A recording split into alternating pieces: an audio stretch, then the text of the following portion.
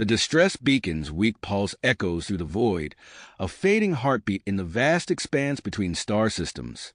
Inside the battered denobulan spacecraft, Hope lies motionless on the bridge, her life ebbing away with each passing moment. The ship's systems flicker and fail, air growing thin as hours stretch into a full day of silence. Captain Gerald Gordon stands on the bridge of the HSS Horizon, his eyes fixed on the long-range sensors. The faint signal catches his attention, a whisper of life in the emptiness of space.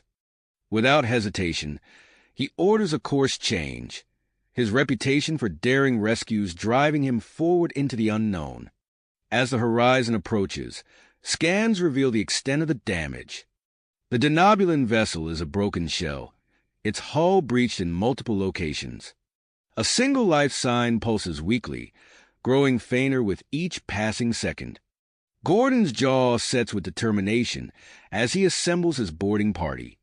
Clad in protective suits, Gordon leads his team through the airlock. They force it open, the metal groaning in protest. Inside, they navigate a maze of twisted corridors, debris floating in the near-zero gravity. The air is thin, barely breathable, and Gordon's team moves with practiced efficiency. They reach the bridge, and Gordon's breath catches in his throat. Amidst the wreckage, he spots her, a young denobulan female, unconscious and gravely injured. Hope's chest barely rises with each shallow breath, her skin pale and cold to the touch. Gordon rushes to her side, medical kit in hand. His fingers work swiftly, administering emergency aid. He injects a stabilizing compound, watching intently as her vitals strengthen ever so slightly. It's enough to move her. "We need to get her to the horizon now," Gordon barks, his voice tight with urgency. His team springs into action, carefully securing Hope for transport. As they move, Gordon's mind races. What caused this disaster? Are there threats lurking in this uncharted region? Back on the horizon, Hope is rushed to the medical bay. Advanced equipment hums to life, working to repair the damage to her battered body. Gordon oversees the operation personally, his eyes never leaving the monitors displaying her vital signs. As the horizon sets course for Starbase 7, Gordon retreats to his quarters. He begins drafting a report for Starfleet Command, knowing the gravity of this encounter. This rescue could be the first step towards a new era of human-denobulan relations, or it could spark unforeseen conflicts. Questions swirl in Gordon's mind. What were the denobulans doing in this unexplored sector? How does their technology compare to humanity's? And most importantly, will Hope survive to tell her story? Gordon's fingers fly over the console as he types, detailing every aspect of the rescue. He knows that his actions today, his decision to investigate that faint distress call, may have far-reaching consequences for humanity's future in the stars. As he works, the horizon speeds toward Starbase 7, carrying its precious cargo, a life saved and perhaps a new chapter in galactic history. The horizon's engines thrum steadily as it approached Starbase 7, its precious cargo safely secured in the medical bay. Captain Gordon had just finished submitting his preliminary report when a sharp beep from the bridge's comm system caught his attention. "Captain, to the bridge, urgent." Lieutenant Commander Chen's voice crackled through the speaker. Gordon strode onto the bridge moments later, his eyes immediately drawn to the main view screen. "Report," he ordered, taking in the tense expressions of his crew. Chun turned from her station, her brow furrowed. "Sir, long-range sensors have detected an unidentified vessel on an intercept course. It's moving fast." Gordon leaned forward, studying the readout. The ship's design was unlike anything he'd encountered before. "Time to intercept?"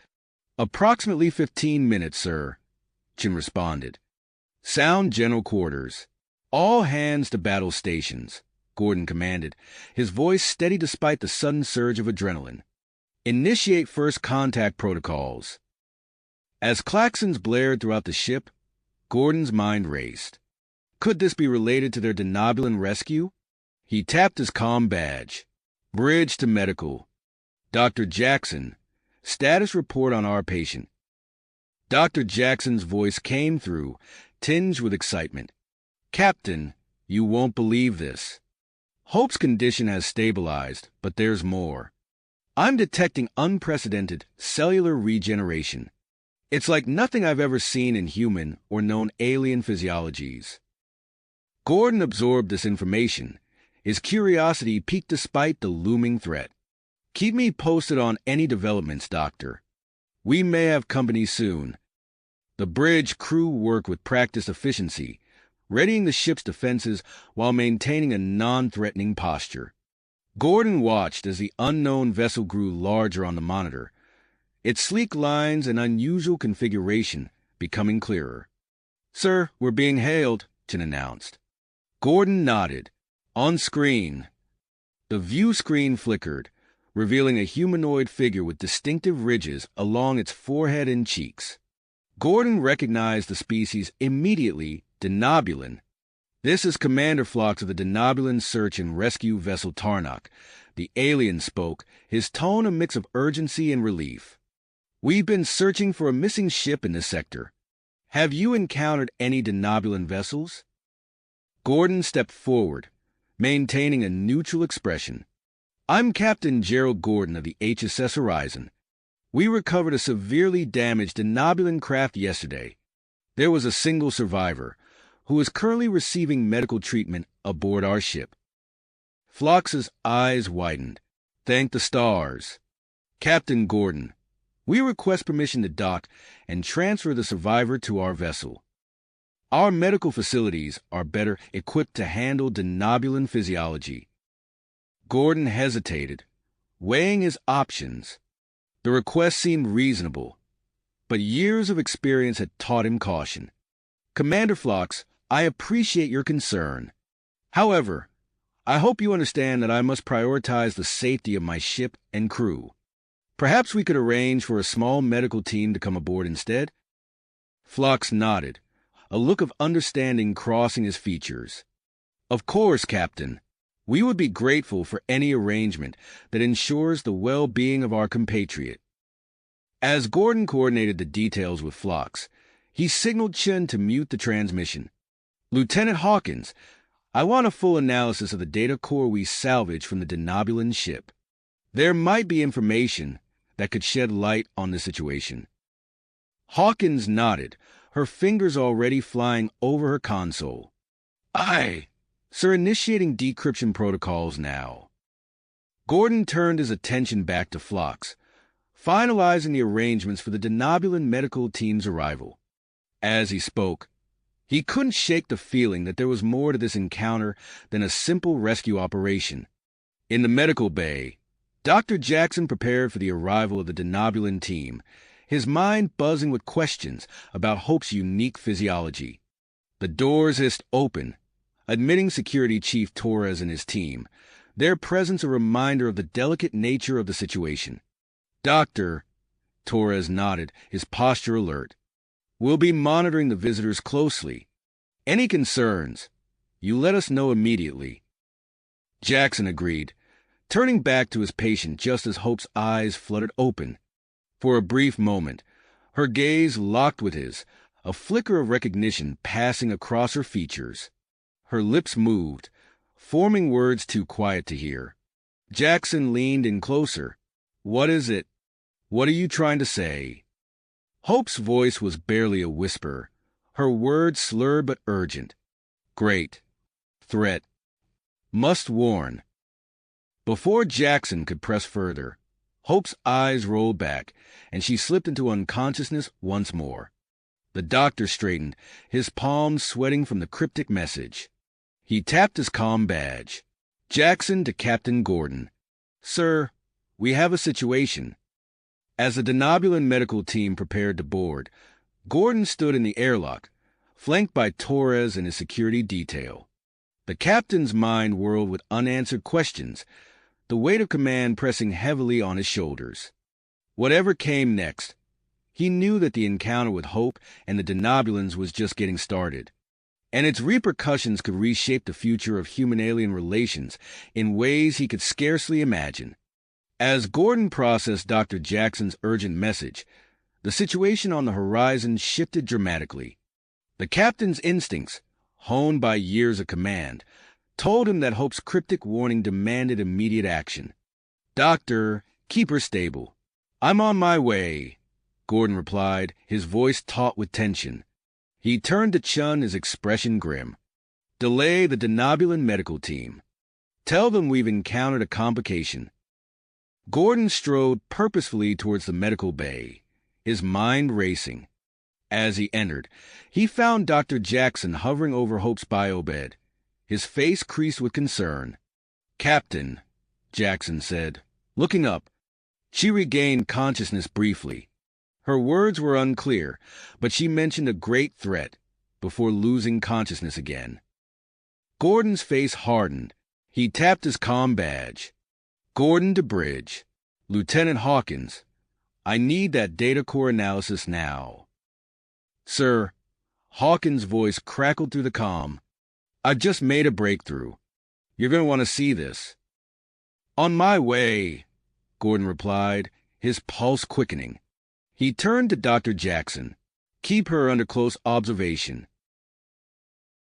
Report any changes immediately." Back on the bridge, Gordon found Hawkins bent over a console, her fingers flying across the interface. She looked up as he approached, her eyes wide with excitement and apprehension.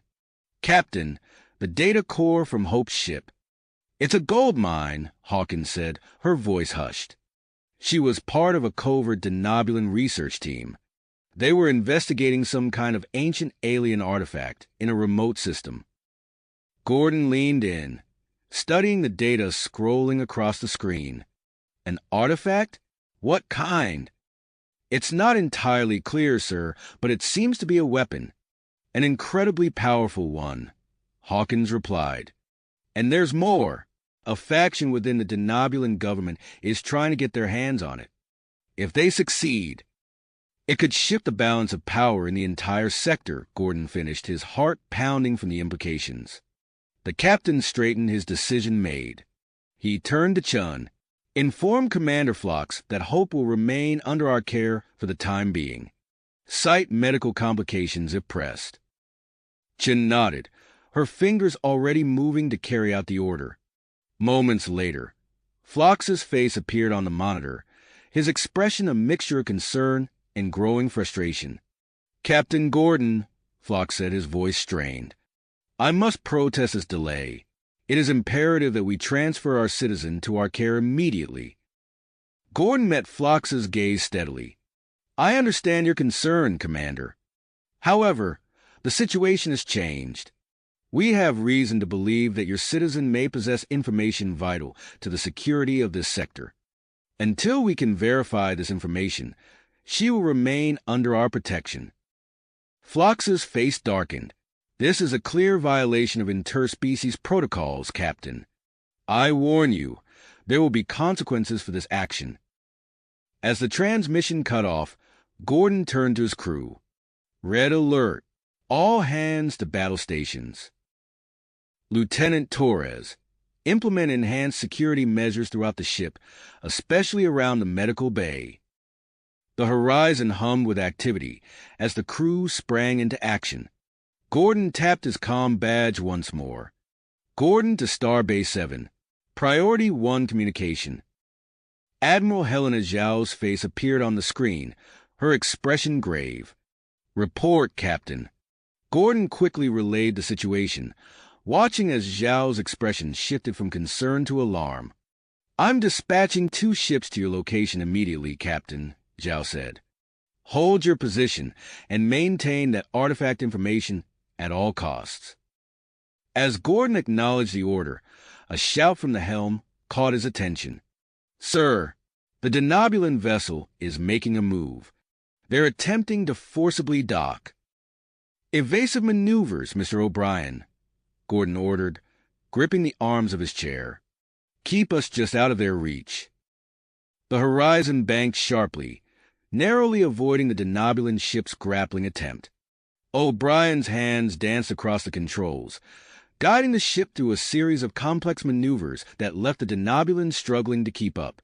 Suddenly, alarms blared across the bridge. Lieutenant Tanaka's voice cut through the chaos. "Multiple contacts, sir. Unknown configuration. Heavily armed. They're on an intercept course." Gordon's mind raced, assessing the rapidly evolving situation.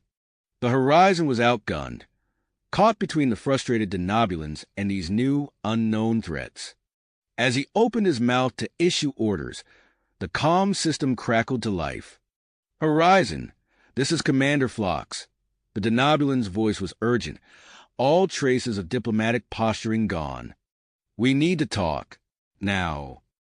Gordon hesitated for a split second, then nodded to Chun. Phlox's face appeared on screen, his expression grim. "Captain Gordon," Phlox said, his words rushing out. "Those ships belong to a rogue denobulan military faction. They're after Hope and the artifact information. My true mission was to protect her, to keep that technology out of the wrong hands." Gordon's eyes narrowed, his mind working furiously to process this new information. The unknown ships were closing fast, their intentions clear. The next few moments would determine not just the fate of the Horizon and its crew, but potentially the future of human-denobulan relations and the balance of power in the galaxy. As the first energy signatures of weapons charging lit up his tactical display, Gordon made his decision. "Battle stations," he ordered, his voice calm despite the storm raging around them. "Shields to maximum. Prepare to engage." The Horizon's crew moved with practiced efficiency, readying the ship for the impending confrontation. Gordon stood at the center of the bridge, his posture resolute as he faced the oncoming threat. Whatever came next, he knew that the encounter with Hope and the denobulans was a long way to go, and its repercussions would echo across the stars for years to come. "Come." The captain's eyes narrowed as he assessed the situation, his mind racing through potential strategies. "Sir," Lieutenant Tanaka's voice cut through the tension, "the enemy ships are charging weapons." Gordon's gaze swept across the bridge, taking in the determined faces of his crew. In that instant, a bold plan crystallized in his mind. "Mr. O'Brien, prepare for emergency maneuver Gamma 3, Gordon ordered, his voice steady. "Lieutenant Chun, open a secure channel to Commander Phlox."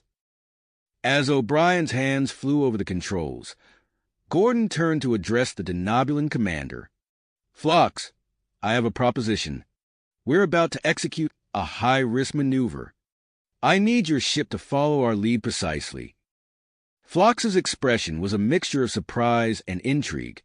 "What do you have in mind, Captain?" "We're going to create a temporary energy field to mask both our ships," Gordon explained rapidly.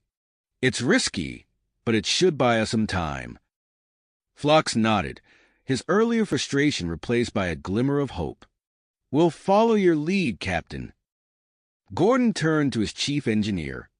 "Volkov, divert all available power to the deflector array. We're going to use it to generate a localized subspace distortion." Volkov's fingers danced across his console. "Aye, sir, initiating power transfer now." The horizon hummed with energy as systems were pushed to their limits. O'Brien's expert piloting brought the ship into perfect position, with the denobulan vessel mirroring their movements. "Now, Mr. Volkov," Gordon commanded. A brilliant pulse of energy erupted from the horizon's deflector dish, enveloping both ships in a shimmering field. On the console, the approaching enemy vessels suddenly slowed, their sensors confused by the subspace distortion.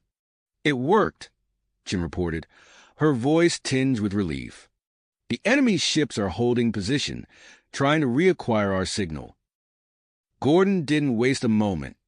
"Commander Phlox, I'm authorizing you and a small team to board the Horizon. We need to pool our resources and come up with a plan." Within minutes, Phlox and two of his officers were escorted onto the Horizon's bridge. Gordon nodded to Dr. Jackson, who had just arrived with Hope supported between him and a nurse. "Let's move this to the conference room," Gordon said, leading the way. As they gathered around the table, Hope's eyes flickered open. Her gaze focused on Gordon, and she spoke, her voice weak but urgent. "The artifact." "It's not a weapon," she managed, her breath coming in short gasps. "It's a key to an ancient defense network." Gordon leaned in, his attention fixed on Hope. "What kind of defense network?" Hope struggled to continue, her strength clearly fading. "Scattered throughout the sector. If the rogue faction gains control, they could dominate the entire region," Phlox finished, his face grave. Gordon's mind raced, processing the implications. He turned to address the assembled group. "We need to reach that artifact before they do. It's our only chance to prevent a catastrophe." Phlox nodded in agreement. "But how? Those ships will be on us the moment we drop the energy field." A spark of inspiration hit Gordon. "What if we combine our technologies? Horizon's propulsion systems with your stealth capabilities?" Volkov's eyes lit up at the suggestion. "It's possible, Captain, if we can integrate our systems." "It could give us the edge we need," Phlox finished, already warming to the idea. Gordon nodded, his decision made. "All right, let's make it happen. Volkov, work with the Denobulan engineers to create a hybrid drive system. Torres, I want you to coordinate with their security team to fortify both ships against potential boarding actions." As the teams dispersed to their tasks, Gordon felt a renewed sense of purpose. They had a chance, slim as it might be, to turn the tables on their pursuers. Hours passed in a flurry of activity. The combined human and Denobulan crews worked tirelessly, their earlier mistrust replaced by a shared perseverance. In engineering, Volkov and his Denobulan counterpart made breakthrough after breakthrough, their collaborative efforts resulting in a revolutionary fusion of technologies. Just as they were preparing to test the new hybrid drive, alarms blared across the ship. Chen's voice came over the comm, tinged with urgency. "Captain, the energy field is collapsing. Enemy ships have reacquired our position." Gordon raced to the bridge, Phlox close on his heels. The view screen showed the enemy vessels closing in, weapons blazing. "Evasive maneuvers, Mr. O'Brien," Gordon ordered, gripping the arms of his chair as the ship lurched beneath him. O'Brien's hands flew across the controls, guiding the Horizon through a series of complex maneuvers. The Denobulan ship matched their movements perfectly, the two vessels moving as one. Shields down to 60%. Tanaka reported as another volley rocked the ship. Gordon's mind raced, weighing their options. "Volkov, status on the hybrid drive?" "Online but untested, sir," came the reply. Before Gordon could respond, Dr. Jackson's voice cut through the chaos. "Medical bay to bridge. Hope's condition is critical." Gordon exchanged a glance with Phlox, both leaders acutely aware of the mounting pressure. With alarms blaring and the ship shuddering under enemy fire, Gordon made his decision. "All hands, brace for emergency jump." He commanded, "Volkov, engage the hybrid drive. Now." The Horizon lurched forward, the Denobulan ship locked in perfect synchronization. Stars streaked across the view screen as the ships accelerated to unprecedented speeds, leaving their pursuers far behind. As the immediate danger passed, Gordon allowed himself a moment of relief. But he knew the race was a long way to go. Somewhere ahead lay the artifact and the key to preventing a sector-wide catastrophe. The Horizon and its unlikely allies were now the thin line between peace and chaos, hurtling towards a confrontation that would shape the future of human-alien relations for generations to come. The hybrid drive's untested powers surged through the Horizon and its Denobulan counterpart, propelling them through space at an unprecedented velocity. As the pursuing ships faded into the distance, Captain Gordon allowed himself a moment to catch his breath. Status report, he commanded, his eyes scanning the bridge for any signs of damage from their daring escape. Lieutenant Chen's fingers flew across her console. All systems stable, Captain. The hybrid drive is performing beyond expectations. We've left our pursuers far behind. Gordon nodded, a flicker of relief crossing his face. Excellent work, everyone. Now, let's make the most of this advantage. Set course for the coordinates Hope provided.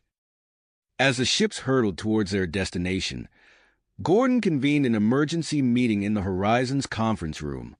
Hope, still weak but determined, joined them via holographic projection from the medical bay. The artifact is located on a planet in the Zeta Reticuli system, Hope explained, her voice strained but clear. It's part of an ancient defense network, dormant for millennia. Commander Phlox leaned forward, his expression grave. If the rogue faction gains control of this network, they could destabilize the entire sector. Gordon's eyebrows furrowed as he absorbed the implications. Then we'll just have to make sure that doesn't happen. Mr. Volkov, what's our ETA? At our current speed, we'll reach the Zeta Reticuli system in approximately 6 hours, Captain, Volkov reported. Good. We'll use that time to prepare. Commander Phlox, I want your best specialists ready to assist with the artifact retrieval. Dr. Jackson, work with Hope to gather all the information we have on this defense network. We need to know what we're dealing with. As the team dispersed to their tasks, Gordon felt a familiar tension building in his chest. They were racing against time, with the fate of the sector hanging in the balance. Hours later, as they approached the Zeta Reticuli system, an alarm blared across the bridge. Lieutenant Tanaka's voice cut through the noise. Captain, we're detecting a massive electromagnetic field surrounding the target planet. Gordon's eyes narrowed as he studied the sensor readings. The planet was shrouded in a dense, swirling mass of energy, rendering their usual scanning equipment useless. It must be a defense mechanism left by the ancient civilization, Phlox theorized, his voice tinged with awe. Gordon's mind raced, assessing their options. We can't risk landing the ships in that interference. Prepare a shuttlecraft with enhanced shielding. We'll take a small team to the surface. Within minutes, Gordon had assembled his away team. Himself, Security Chief Torres, Dr. Jackson, Commander Phlox, and a denobulan specialist named Tall. Hope, still confined to the medical bay, provided them with final instructions via comm link. The artifact chamber should be located beneath an outcropping of crystalline formations, Hope explained. Look for symbols matching the ones in my research data. As the shuttle prepared to depart, Gordon turned to Volkov. You have command of the Horizon, Lieutenant Commander. Use the hybrid drive to create false sensor readings. Keep those rogue ships off our backs as long as you can. Volkov nodded. Perseverance etched on his face. Understood. Sir, good luck down there. The shuttle plunged into the planet's atmosphere, buffeted by the electromagnetic turbulence. Gordon gripped his seat as Torres expertly navigated through the interference, bringing them to a landing in a desolate, windswept plain. As they stepped out of the shuttle, the harsh reality of their environment hit them. The air was thin and acrid, forcing them to rely on their environmental suits. Jagged crystalline formations jutted from the ground, their surfaces glinting ominously in the dim light of the system's distant sun. Gravity readings are fluctuating, Dr. Jackson reported, studying his handheld scanner. We need to move carefully. The team made their way across the treacherous terrain, each step calculated to avoid the razor-sharp crystals and unexpected gravity wells. In the distance, a massive formation loomed, its surface etched with intricate patterns. There, Phlox exclaimed, pointing towards a section of the formation. Those symbols match Hope's data. As they approached, the ground beneath their feet began to tremble. Gordon instinctively reached for his weapon, unsure of what new challenge they were about to face. Captain, Torres called out, his voice urgent. I'm picking up multiple life signs approaching our position. They're not ours. Before Gordon could respond, a deafening rumble filled the air. The crystalline formation before them began to shift and rise, revealing itself to be part of a massive underground structure.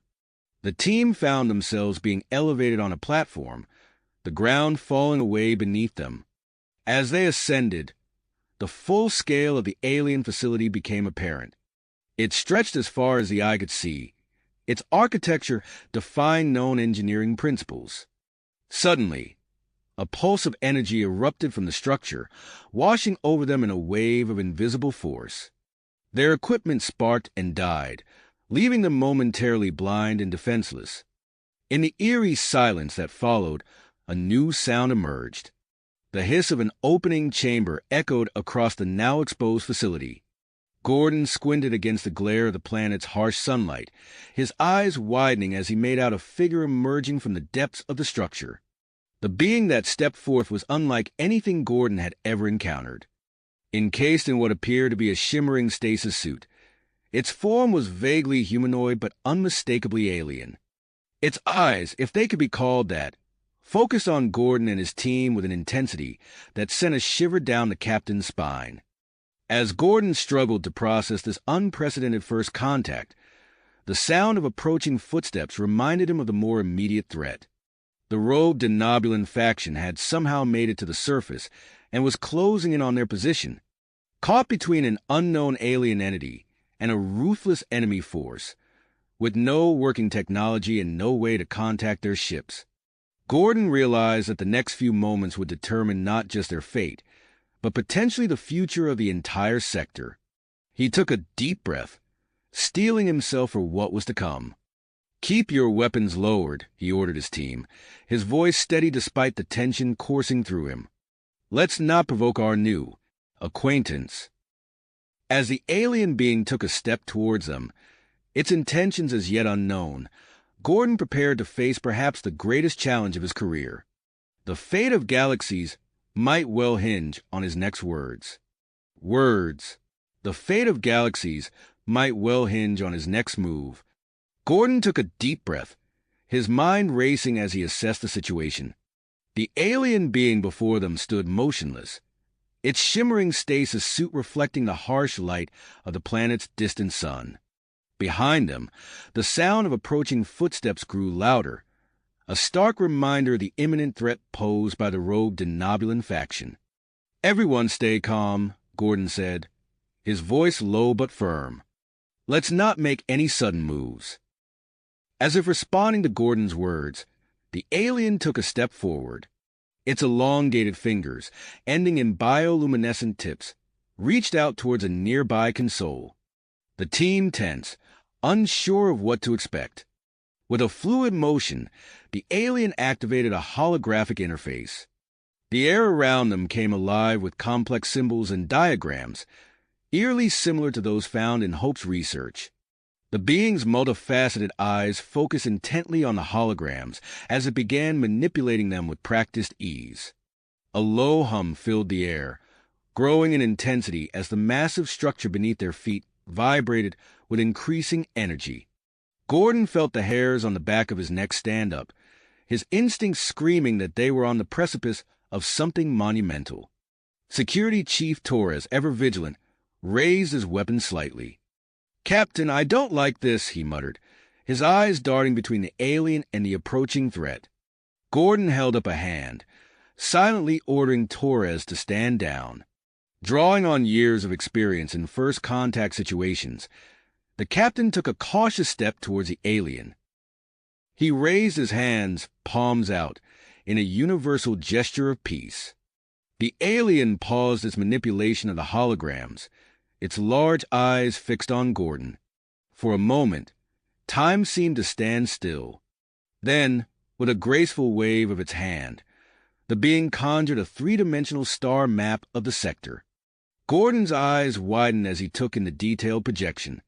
Specific points on the map pulsed with energy, and he realized with a start that they corresponded to the locations of other dormant alien facilities. His gaze was drawn to a pulsating red, which the alien emphatically indicated with a long, slender finger. Before Gordon could ponder the meaning of this warning, alarms blared throughout the complex. The rogue Denobulan faction had breached the facility's outer defenses. The aliens' reaction was immediate. It interfaced more deeply with the facility's systems, its bioluminescent fingertips dancing across the holographic controls.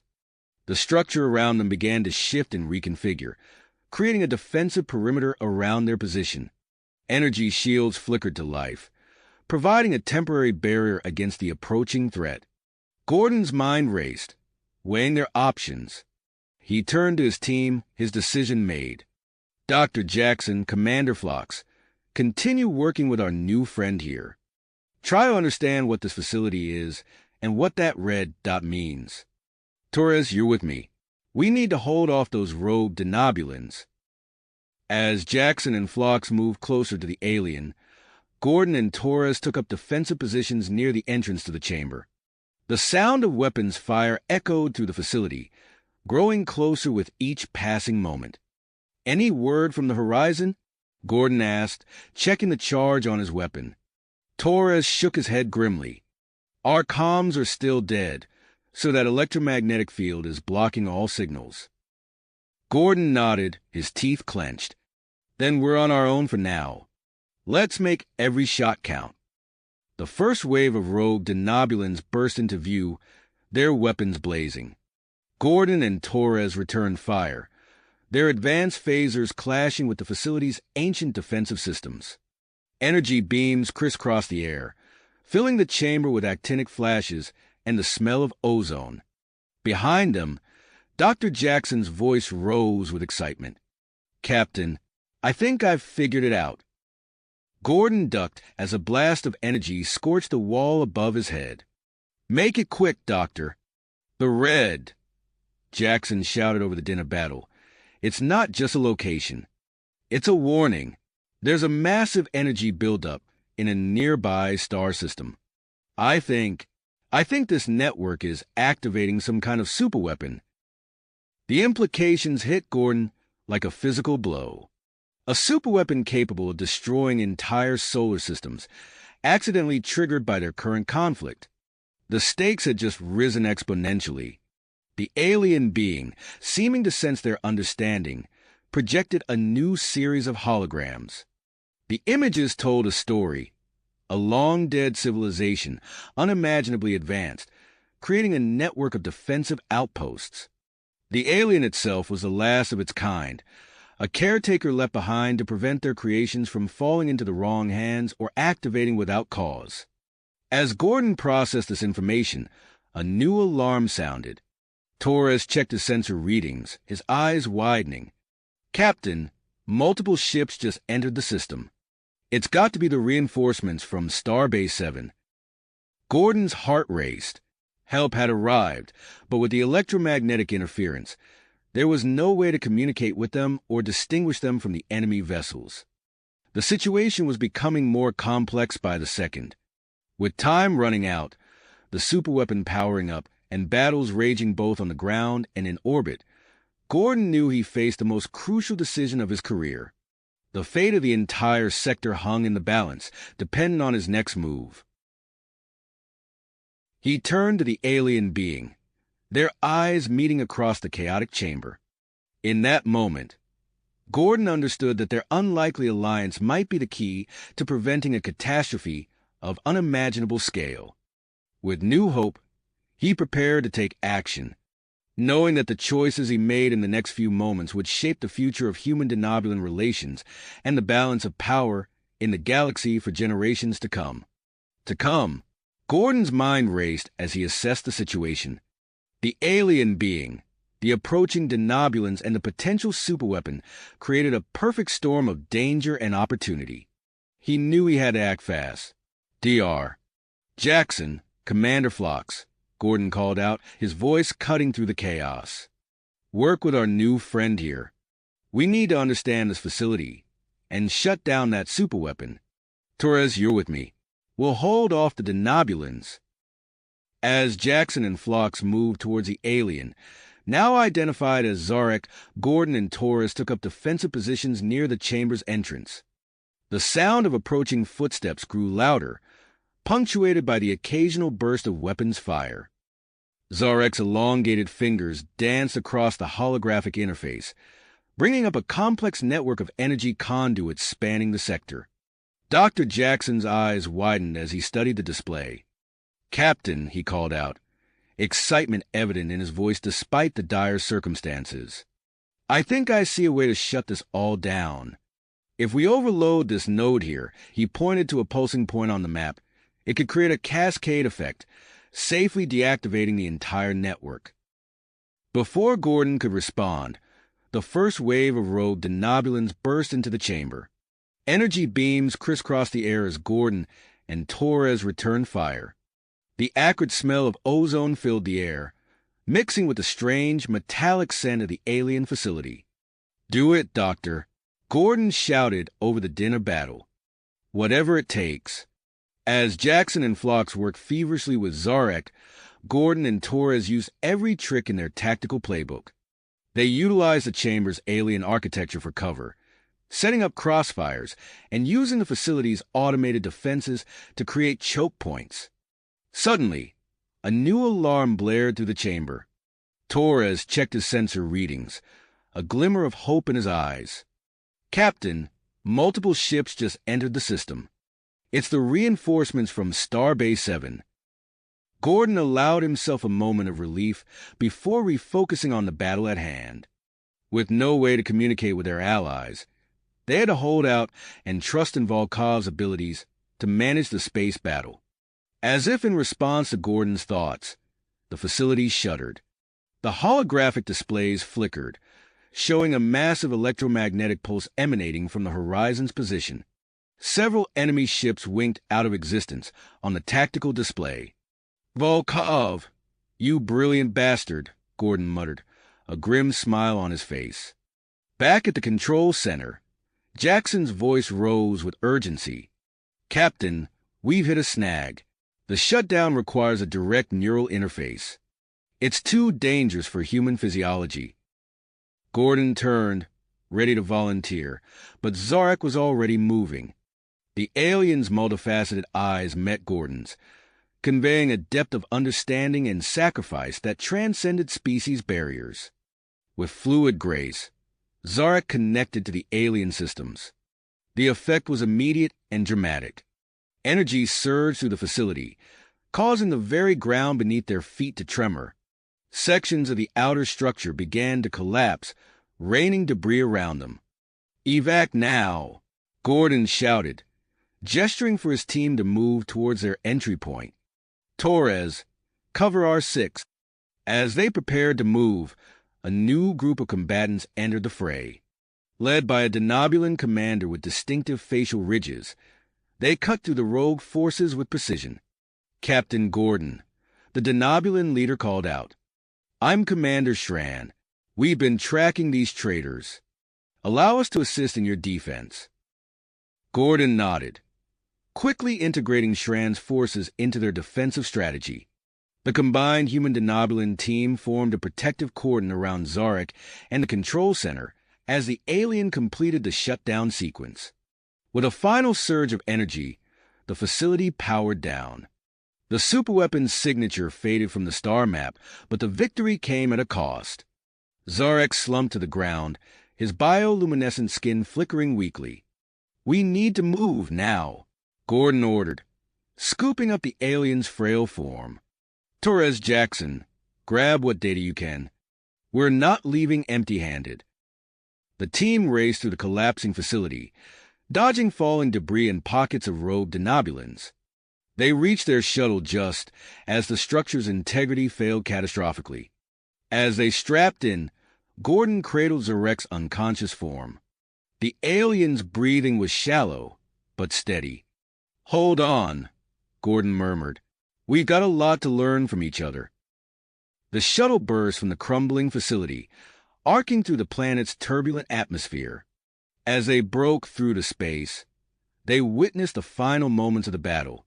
The horizon, flanked by allied denobulan ships and Starbase 7 reinforcements, was mopping up the last pockets of resistance. As they approached the horizon's docking bay, Gordon's mind was already racing ahead. The data they'd recovered, the alliance they'd forged, and the ancient technology they'd encountered would change everything. But first, they had to ensure Zarek's survival and navigate the complex diplomatic waters that lay ahead. The shuttle touched down in the Horizons Bay, marking the end of one chapter and the beginning of another. As the adrenaline of battle faded, Gordon realized that their greatest challenges and opportunities were yet to come. As the shuttle's hatch hissed open, the Horizons medical team rushed forward, surrounding the unconscious form of Zarek. Dr. Marcus Jackson barked orders, his eyes scanning the alien's flickering bioluminescent skin. "Get him to sickbay, stat," Jackson commanded, his hands already moving to stabilize Zarek's vital signs. "And prep the neural interface scanner. We need to assess the damage from that psychic link." Captain Gordon watched as the medical team whisked Zarek away, then turned to address his crew. "Torres, secure that data. I want it under lock, and key until we can analyze it properly. Phlox, assist Dr. Jackson. Your denobulant expertise might prove invaluable." As the team dispersed, Gordon felt the familiar rumble of the Horizon's engines powering up. He made his way to the bridge, his mind racing with the implications of their discovery. Lieutenant Commander Volkov greeted him with a nod. "Captain, we're ready to break orbit." "Where to?" Gordon hesitated for a moment, then squared his shoulders. "Set course for Starbase 7, maximum warp. We need to report this to Admiral Zhao immediately." As the Horizon streaked away from the alien planet, Gordon retreated to his ready room. He activated the secure comm channel, steeling himself for the conversation ahead. Admiral Helena Zhao's holographic form flickered to life, her stern features softening slightly at the sight of Gordon. "Captain, I trust you have a good reason for this priority communication?" Gordon launched into his report, detailing the events on the planet, the alien facility, and the current status of Zarek. Zhao's expression grew increasingly grave as he spoke. "This is unprecedented, Captain," she said finally. "Return to Starbase 7 immediately. We need to debrief you and your crew in person and ensure the safety of our alien guest." "Understood, Admiral. We're already en route." As Gordon ended the transmission, his comm badge chirped. "Captain to sickbay." Dr. Jackson's voice came through, tinged with urgency. Gordon arrived in sickbay to find Jackson and Phlox huddled over a series of complex bio-readings. Zarek lay motionless on the central biobed, his skin pulsing with weak bioluminescence. "What's his condition, Doctor?" Gordon asked, eyeing the alien with concern. Jackson ran a hand through his disheveled hair. "Critical but stable. The neural interface did a number on his system. We're trying to devise a treatment, using a combination of our techniques and denobulant medical knowledge." Phlox nodded, his ridged forehead creased with concentration. "It's risky, but I believe it's our best chance to save him." Gordon gave them a grim nod. "Do what you can. Keep me updated." As he turned to leave, his gaze fell on Hope, the denobulant female they had rescued. She seemed to be resting comfortably, her vitals stable on the monitor above her bed. Gordon's brief moment of relief was interrupted by Lieutenant Sarah Hawkins bursting into sickbay, her eyes wide with excitement. "Captain, you need to see this," she said, thrusting a data pad into his hands. Gordon scanned the information, his eyebrows rising. "Other installations? Scattered throughout the sector?" Hawkins nodded vigorously. "The data we salvaged from the facility is a gold mine, sir, but it's heavily encrypted. We're working on breaking it down, but it's going to take time." "Time we may not have," a new voice interjected. Commander Shran strode into sickbay, his antennae twitching with agitation. "Captain, we need to discuss the implications of this discovery." Gordon suppressed a sigh, feeling the weight of command settle heavily on his shoulders. "Conference room 10 minutes," he ordered. "We need to address this as a team." As the senior staff assembled, the tension in the room was palpable. Shran paced restlessly, his eyes darting between the human officers. "I appreciate your assistance, Captain," Shran began, his voice tight. "But I must express my concerns about sharing this technology with other species. The potential for misuse is too great." Lieutenant Torres leaned forward, his face hardened. "With all due respect, Commander, we discovered this together. We have as much right to study it as you do." The debate quickly heated up, with opinions flying back and forth across the table. Gordon listened intently, weighing each argument carefully. Before he could respond, his comm badge chirped again.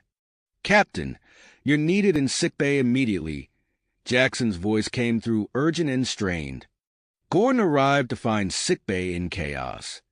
Hope was thrashing on her biobed, her body contorting in ways that seemed impossible even for a denobulan. "Her genetic structure is changing," Jackson explained, his voice tight with concentration as he worked to stabilize her. "The exposure to the alien facility seems to have triggered some kind of enhancement to her denobulan abilities, but it's putting immense stress on her system." Gordon's mind raced, weighing their options.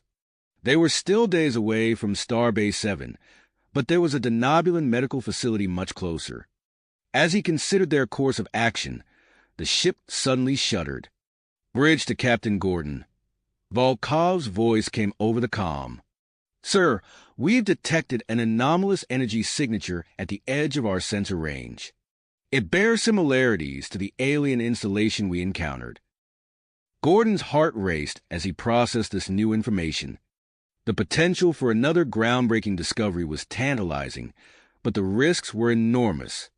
With Zarek and Hope in critical condition, and the possibility of rogue denobulans in pursuit, every decision carried weight. As if on cue, a priority message flashed on the nearby console. Gordon's eyes widened as he read the encrypted transmission, which hinted at regrouped denobulan rogue elements also aware of the new energy signature. "Volkov, maintain our course for now," Gordon ordered, his mind already formulating plans. "And assemble the senior staff in the tactical room. We have some decisions to make." As Gordon strode out of sickbay, his posture resolute, he knew that the choices they made in the next few hours would shape not just their mission, but potentially the future of interstellar relations. The Horizon surged forward through space, carrying its crew toward an uncertain, yet undoubtedly momentous encounter. As Gordon strode toward the tactical room, the weight of the decisions ahead pressed heavily upon him. The lives of his crew, the fate of two critically ill aliens, and the potential ramifications of their discoveries all hinged on his next move. The senior staff assembled quickly, their faces a mix of anticipation and concern. Gordon wasted no time, laying out the situation in clear, concise terms. "We detected an anomalous energy signature bearing similarities to the alien installation we encountered," he began, gesturing to the star map on the main display. "Additionally, we received intelligence suggesting that rogue denobulan elements are aware of this signature and likely en route." Commander Shran's antennae twitched with agitation. "Captain, I must advise against any deviation from our course to Starbase 7. The risks are too great." Gordon nodded, acknowledging the concern. "Noted, Commander. However, the potential value of this discovery cannot be ignored, nor can we allow it to fall into the wrong hands." After a moment of tense silence, Gordon made his decision. "We're altering course to investigate the energy signature. Volkov, plot the most efficient route. Torres, I want security teams on high alert. Hawkins, continue working on decrypting that alien data. It might give us an edge." As the team moved to carry out their orders, Gordon opened a secure channel to Admiral Zhao. He quickly composed an encrypted message, explaining the situation and requesting additional support. The Horizon changed course, its powerful engines propelling it toward the unknown. As they neared the coordinates, Lieutenant Hawkins' voice cut through the tension on the bridge. "Captain, sensors are picking up a massive debris field." There's a structure at the center. It matches the alien architecture we saw on the planet. Gordon leaned forward, studying the view screen. The structure floated in space, partially intact but visibly deteriorating. Status of the installation? Hawkins' fingers flew over her console. Power core readings are fluctuating wildly. The entire structure appears to be in a state of rapid decay.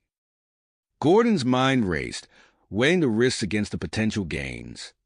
"Assemble an away team," he ordered. "Myself, Torres, Jackson, and Volkov. We'll take a shuttle in for a closer look." As they prepared to depart, Gordon turned to Shran. "Commander, you and the Khan maintain a safe distance and be ready for immediate extraction if needed." The away team donned advanced environmental suits, their movements practiced and efficient. As they boarded the shuttle, Gordon couldn't shake the feeling that they were stepping into a pivotal moment in history. Volkov piloted the shuttle out of the Horizon's bay, his hands steady on the controls as they approached the alien structure. Suddenly, energy beams lanced out from the installation, forcing Volkov into a series of wild evasive maneuvers. "Automated defenses," Torres called out, gripping his seat as the shuttle lurched. "They're damaged but still active." Volkov's face was a mask of concentration as he navigated through the barrage of energy and debris. "I see a breach in the outer hull," he reported, his voice strained. "It might be our only way in."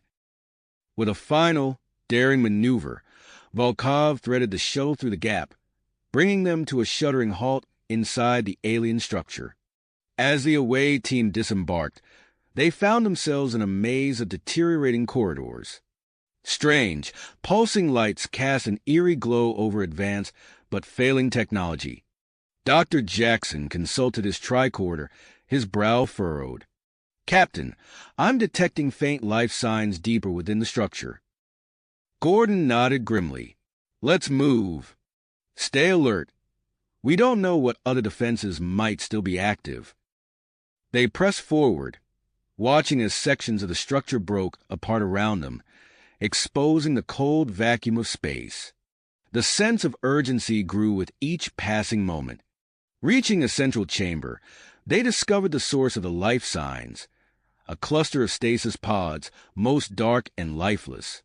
But one remained active, its occupant barely visible through the frosted surface. Jackson approached cautiously, scanning the pod. "It's another member of Zarek's species," he reported, his voice filled with wonder. "Alive, but critical. The pod's life support is failing." Gordon made the call without hesitation.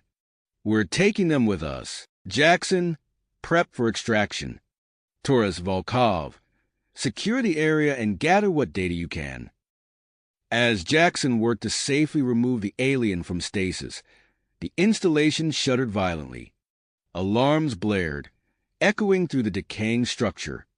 "Power cores going critical." Volkov shouted, his eyes wide as he read the nearest console. "We need to move now." With the unconscious alien secured, the team raced back toward their shuttle. Corridors collapsed around them, gravity fluctuating wildly. Volkov's engineering expertise came into play as he rerouted power from nearby systems, temporarily stabilizing their escape route. They reached the shuttle just as another explosion rocked the installation. Volkov leapt into the pilot's seat, his fingers dancing over the controls. As they cleared the disintegrating structure, long-range sensors blared a new warning. Gordon's heart sank as he recognized the incoming signatures. "Multiple ships entering the system," he reported grimly. "It's the rogue Denobulan faction." Volkov pushed the shuttle to its limits, weaving through the intensifying debris field as the alien structure began to break apart behind them. The Horizon moved to intercept the incoming ships, buying precious seconds for the shuttle's return. As they approached the Horizon's hangar bay, a massive shockwave erupted from the dying installation. Gordon's voice was steady as he gave the order. Emergency jump to warp speed. Now! The Horizon's engines flared to life, catapulting the ship away from the system just as the shockwave threatened to overtake them. The pursuing denobulan vessels vanished from their sensors, left to deal with the aftermath of the explosion. In the sudden quiet of warp space, Gordon allowed himself a moment to breathe. But the reprieve was short-lived as Dr. Jackson's urgent voice came over the comm. Medical Bay to Captain Gordon. We need you down here immediately. Gordon raced to the medical bay, his mind already grappling with the consequences of their latest discovery and the challenges that lay ahead. As he entered, he saw Dr. Jackson and his team working feverishly over 2 biobeds, one holding the still unconscious Zarek, the other their new, mysterious passenger. The captain steeled himself, knowing that the decisions he'd made today would ripple far beyond the confines of the horizon. As the ship streaked toward Starbase 7, carrying its precious and potentially world-changing cargo, Gordon prepared himself for the storm that was surely coming. Brewing. Stepping through the doors, he was immediately struck by the frenetic energy of the room. Dr. Jackson looked up from his work, his face etched with concentration. "Captain, we've got our hands full here," he said, gesturing to the 2 occupied biobeds. "Zarek's condition has stabilized, but our new guest is another matter entirely." Gordon approached the second biobed, where a female alien lay unconscious. Her features were strikingly similar to Zarek's, yet subtly different. "What's her status, Doctor?" "Critical, but holding," Jackson replied, running a medical scanner over the alien's prone form. "We're dealing with severe cellular degradation in both patients. It's like nothing I've ever seen before." Gordon nodded grimly. "Do what you can. I'm converting Cargo Bay 2 into a temporary xenobiology lab. You'll have all the resources you need." "Thank you, Captain," Jackson said, already turning back to his patient. "We're going to need every advantage we can get." Leaving the medical bay, Gordon tapped his comm badge. "Bridge, status report." Volkov's voice came through, tight with tension. "We're maintaining course to Starbase 7, Captain. But long-range sensors are picking up multiple vessels on an intercept course." "Understood. I'm on my way." As Gordon entered the bridge, he was greeted by a flurry of activity. Lieutenant Torres stood at the tactical station, his face grim. "Captain, we've identified the pursuing vessels. It's a mix of rogue denobulan ships and some unknown configurations." "Mercenaries?" Gordon asked, settling into the command chair. Torres nodded. "Most likely. Word of our discovery must have spread faster than we anticipated." Gordon's mind raced through their options. The horizon was in no shape for another prolonged engagement. "Volkov, what's our ETA to Starbase 7? "At current speed, 3 days, 4 hours, Volkov reported from the helm. Gordon leaned forward, his eyes fixed on the tactical display. "That's not good enough. We need options." Volkov turned in his seat, a glint of excitement in his eyes. "Captain, I might have an idea. It's risky, but it could buy us the time we need." "Let's hear it." "We can use our hybrid drive system to create a series of false warp signatures," Volkov explained. "It'll confuse their sensors, make it look like we split up or changed course." Gordon considered the proposal. "What's the catch?" "It'll put a lot of strain on the engines," Volkov admitted. "We might burn out some systems, but it should get us to Starbase 7 before they can catch up." After a moment's deliberation, Gordon nodded. "Do it. Torres, battle stations. I want everyone ready for anything." As the crew sprang into action, Gordon's comm badge chirped. "Captain." Jackson's voice came through, urgency evident in his tone. "You need to get down here. Our Jane Doe is waking up." Gordon exchanged a look with his first officer. "Shran, you have the bridge. Keep me updated on our pursuit." Racing back to the medical bay, Gordon arrived to find a scene of controlled chaos. The female alien was sitting up on her biobed, her eyes wide with panic as she took in her surroundings. Dr. Jackson stood nearby, hands raised in a placating gesture. "Easy now," Jackson was saying, his voice calm and reassuring. "You're safe. We're here to help." The alien's gaze locked onto Gordon as he approached. She spoke, her voice a melodic series of clicks and whistles that the universal translator couldn't decipher. "Get a linguistics team down here," Gordon ordered. "We need to establish communication as soon as possible." As they waited for the linguist to arrive, Gordon observed the alien closely. Despite her obvious distress, there was an unmistakable intelligence in her eyes. She seemed to be studying them just as intently as they were studying her. "Captain," Jackson said quietly, pulling Gordon aside, "there's something else you need to see." The doctor led him to a nearby console, bringing up a complex cellular scan. "We've been analyzing the genetic structure of both our guests. It's unlike anything we've ever encountered." Gordon leaned in, trying to make sense of the intricate display. "What am I looking at, Doctor?" "Evidence of advanced bioengineering," Jackson explained, his voice filled with a mix of awe and concern. "Their cellular structure has been modified at a fundamental level. It's far beyond our current capabilities, or even the denobulins." The implications of this discovery hit Gordon like a physical force. These aliens weren't just a new species. They were potentially the key to unlocking technology that could reshape the balance of power in the galaxy. Before he could fully process this information, the ship shuddered violently. Gordon's comm badge came to life with Shran's urgent voice. "Captain, to the bridge. We've got company." As Gordon raced back to the bridge, his mind whirled with the magnitude of their situation.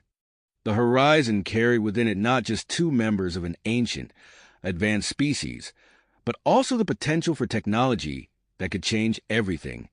And now, with hostile forces closing in, the weight of that responsibility pressed down on him more heavily than ever.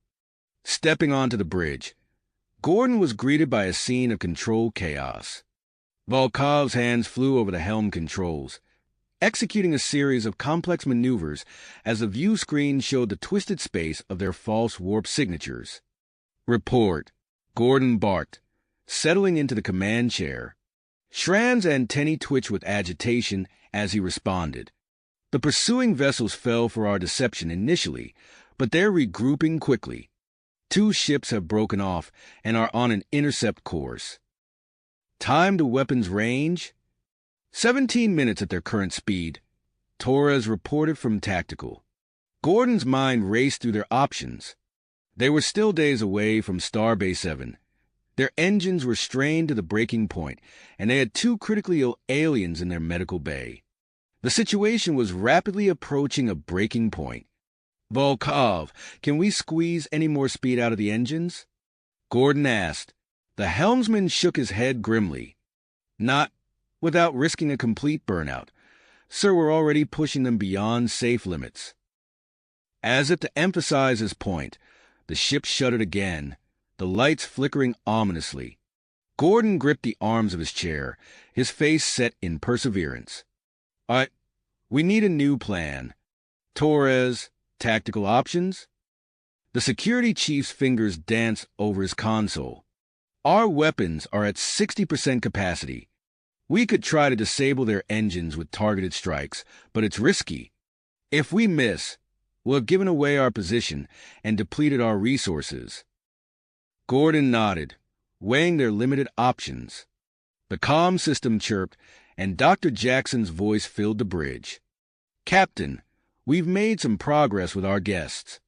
The female is becoming more coherent, and the linguistics team has established basic communication."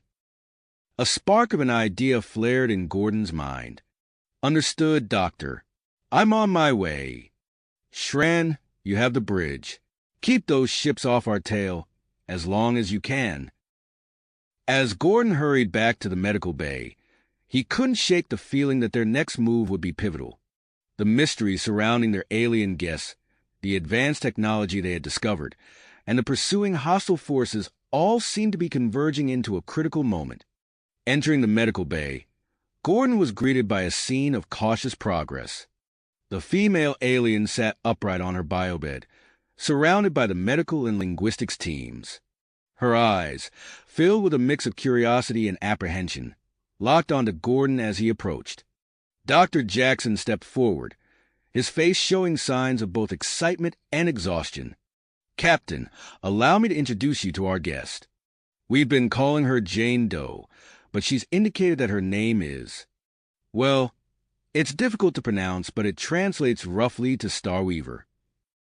Gordon approached cautiously, offering what he hoped was a universal gesture of peace. "Welcome, Starweaver. I'm Captain Gerald Gordon of the HSS Horizon."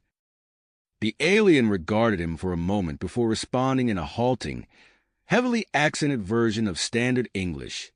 "Your help appreciated, but great danger follows."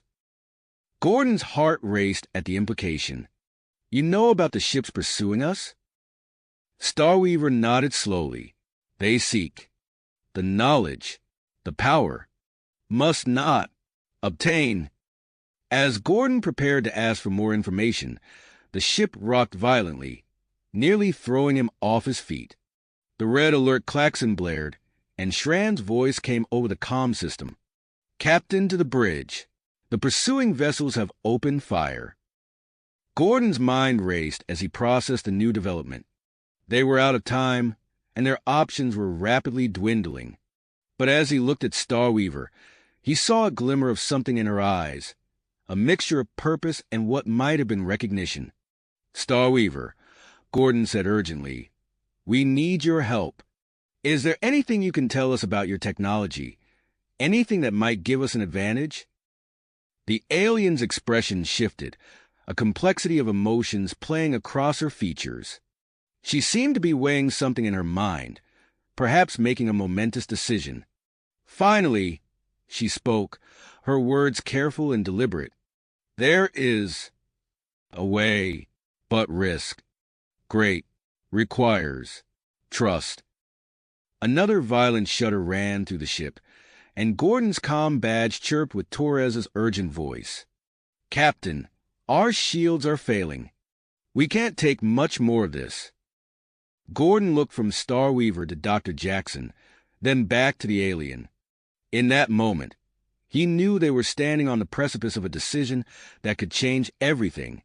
Whatever Starweaver was offering, it was their only chance. "What do you need?" Gordon asked, his voice steady despite the chaos erupting around them. Starweaver's eyes seemed to glow with an inner light as she responded, her voice stronger now. "Bring me to your control center. I can interface." As Gordon helped Starweaver to her feet, supporting her still weak form, he knew they were about to take a leap into the unknown.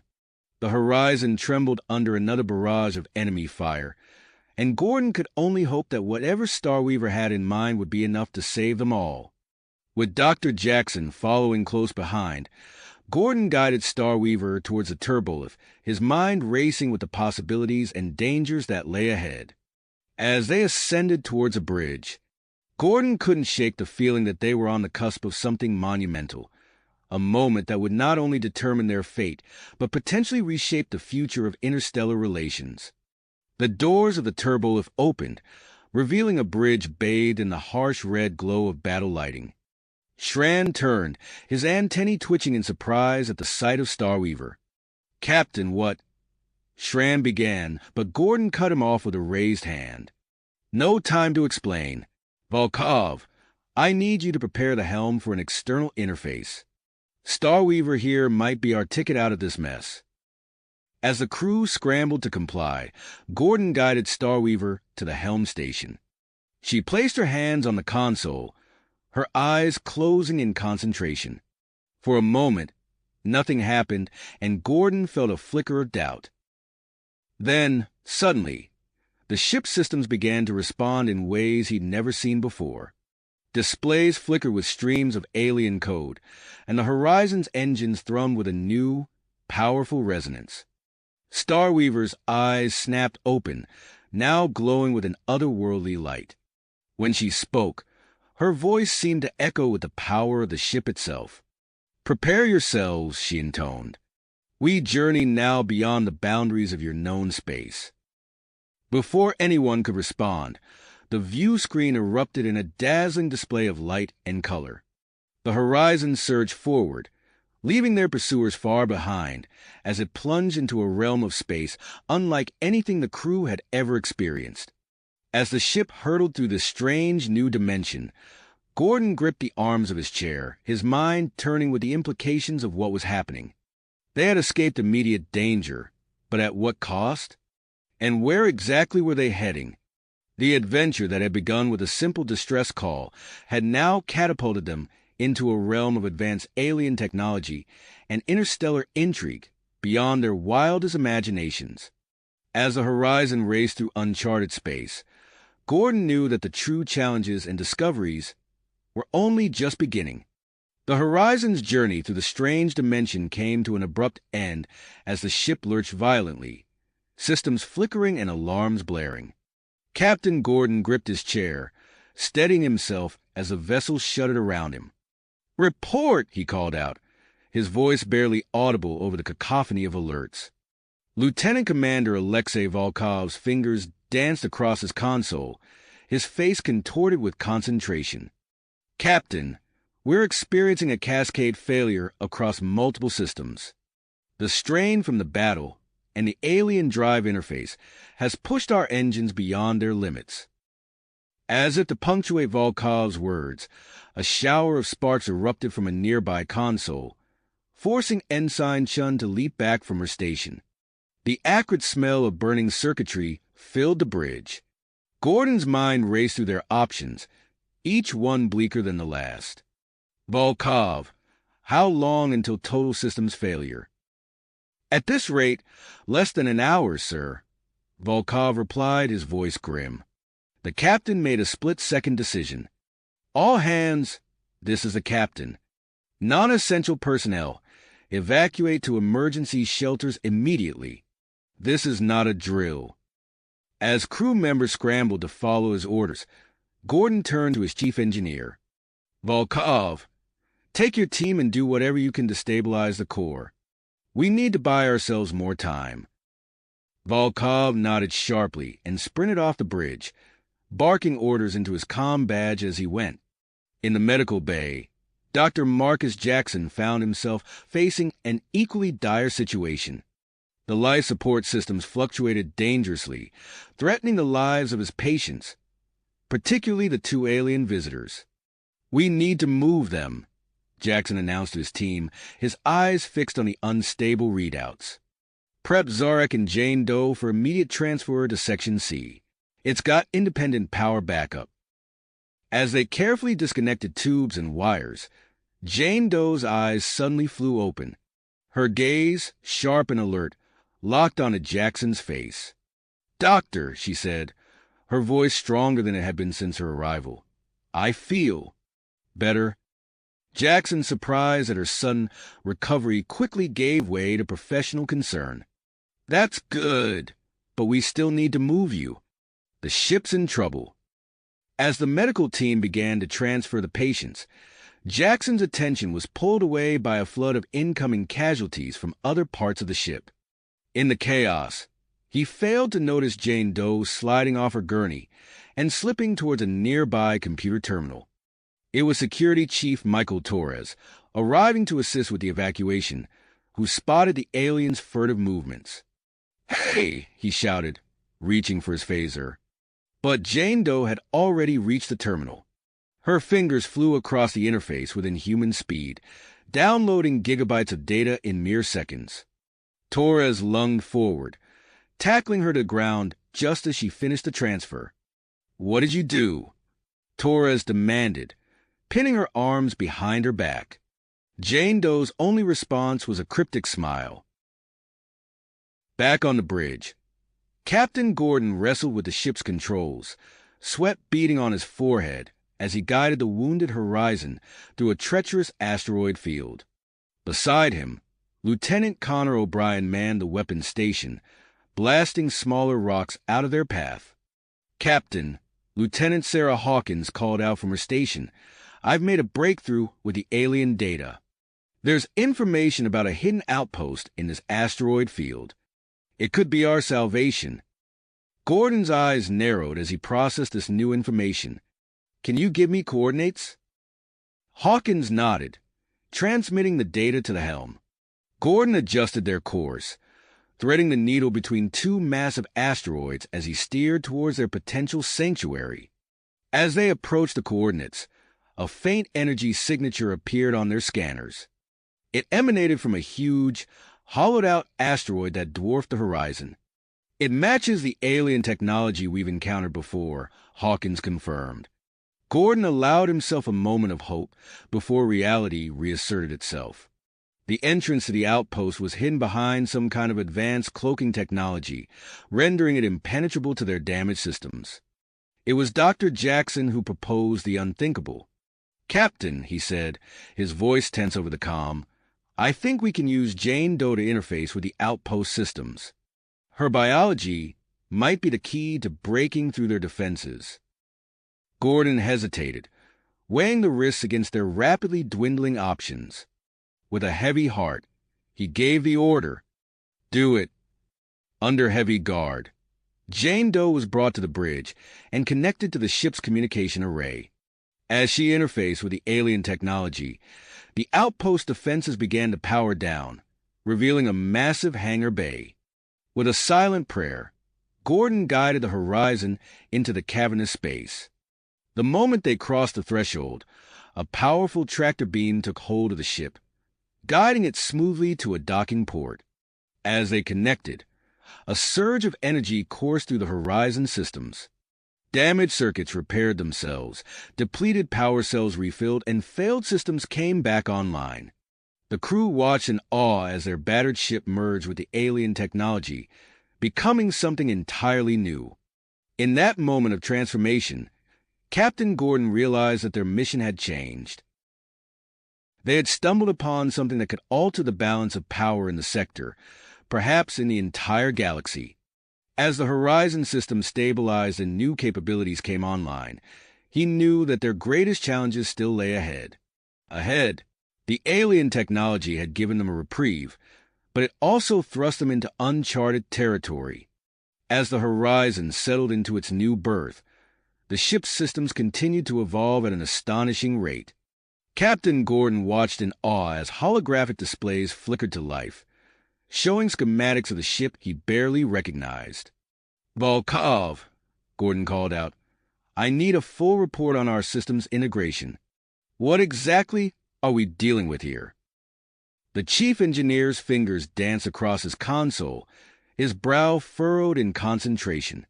"Captain, it's remarkable.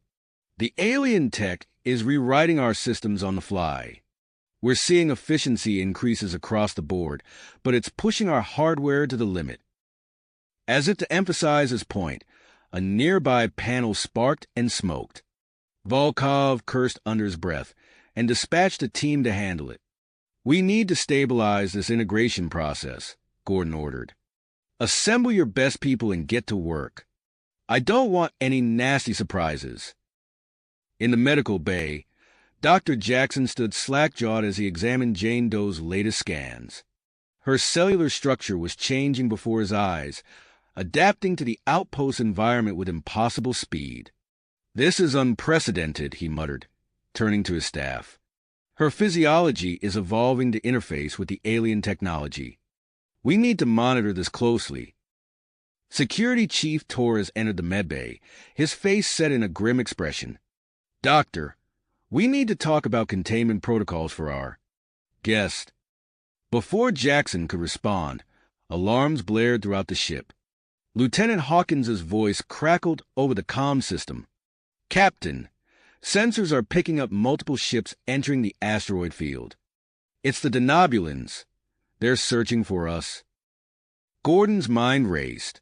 They needed time to understand their new capabilities, but time was a luxury they didn't have. "Hawkins, what can you tell me about this outpost defenses?" he asked, striding to her station. The lieutenant's fingers flew across her console. "There's a lot here, sir. Automated drones, energy shields. But it's all dormant. And the interface, it's like nothing I've ever seen." Gordon's gaze fell on Jane Doe, who stood silently observing the bridge crew. He made a decision he hoped he wouldn't regret. "Bring her here," he ordered. "We need her to interface with the outpost systems."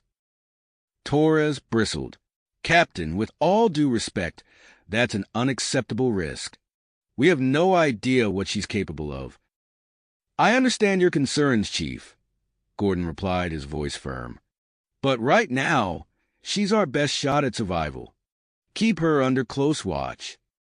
As Jane Doe was escorted to the main control interface, the ship shuddered. The outpost was changing, internal walls shifting to reveal hidden chambers and dormant machinery whirring to life. "Sir," Volkov called out, "we've got a weapons cache. Like nothing I've ever seen before." Gordon nodded. "Distribute them to key personnel. We may need every advantage we can get." Suddenly, Dr. Jackson's voice came over the comm. "Captain, Zarek is awake, and he's got information about the outpost." Gordon's eyes widened. "Patch him through." Zarek's voice, weak but urgent, filled the bridge. "Captain, the outpost. It has a communication array. Long range. You can contact your people." Hope surged through Gordon. "Hawkins, can you locate that array?" "Yes, sir," she replied after a moment.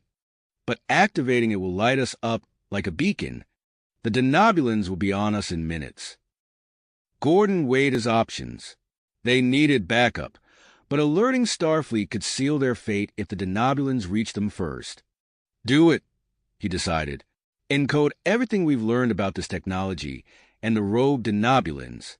If we don't make it out of this, at least Starfleet will know what they're up against." As Hawkins prepared the transmission, Jane Doe's eyes widened. She pointed to a section of the holographic display, her movements urgent. "Captain," Volkov translated, studying the readouts. "She's found something. A hangar with ships. Small, fast. Like nothing we've ever encountered."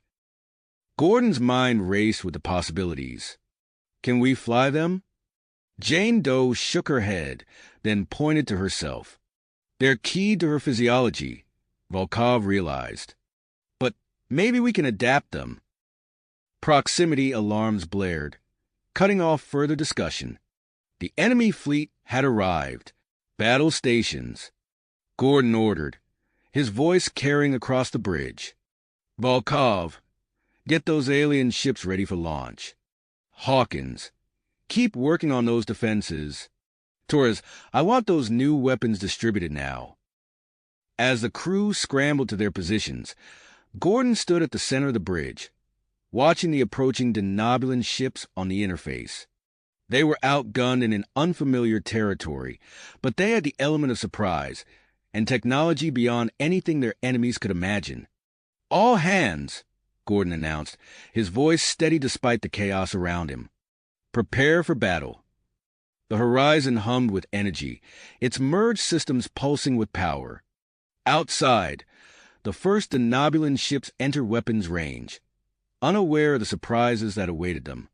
As tension filled the air, Gordon knew that the next few moments would determine not just their fate, but potentially the course of human-alien relations for generations to come. The battle for the alien outpost was about to begin. Gordon's eyes narrowed as he watched the denobulan ships approach on the holographic display. Time seemed to slow as he formulated a plan, his mind racing through their limited options. "Volkov," he called out, his voice cutting through the tension on the bridge. "Prepare to launch those alien ships. We're going to give our friends out there a surprise they won't soon forget." The chief engineer's eyes widened. "Sir, we've barely begun to understand their systems." "We don't have the luxury of time," Gordon interrupted. Get our best pilots ready. And Volkov. Jane Doe goes with them. Torres stepped forward, his face a mask of concern. Captain, I must object. We can't trust. Gordon held up a hand, silencing him.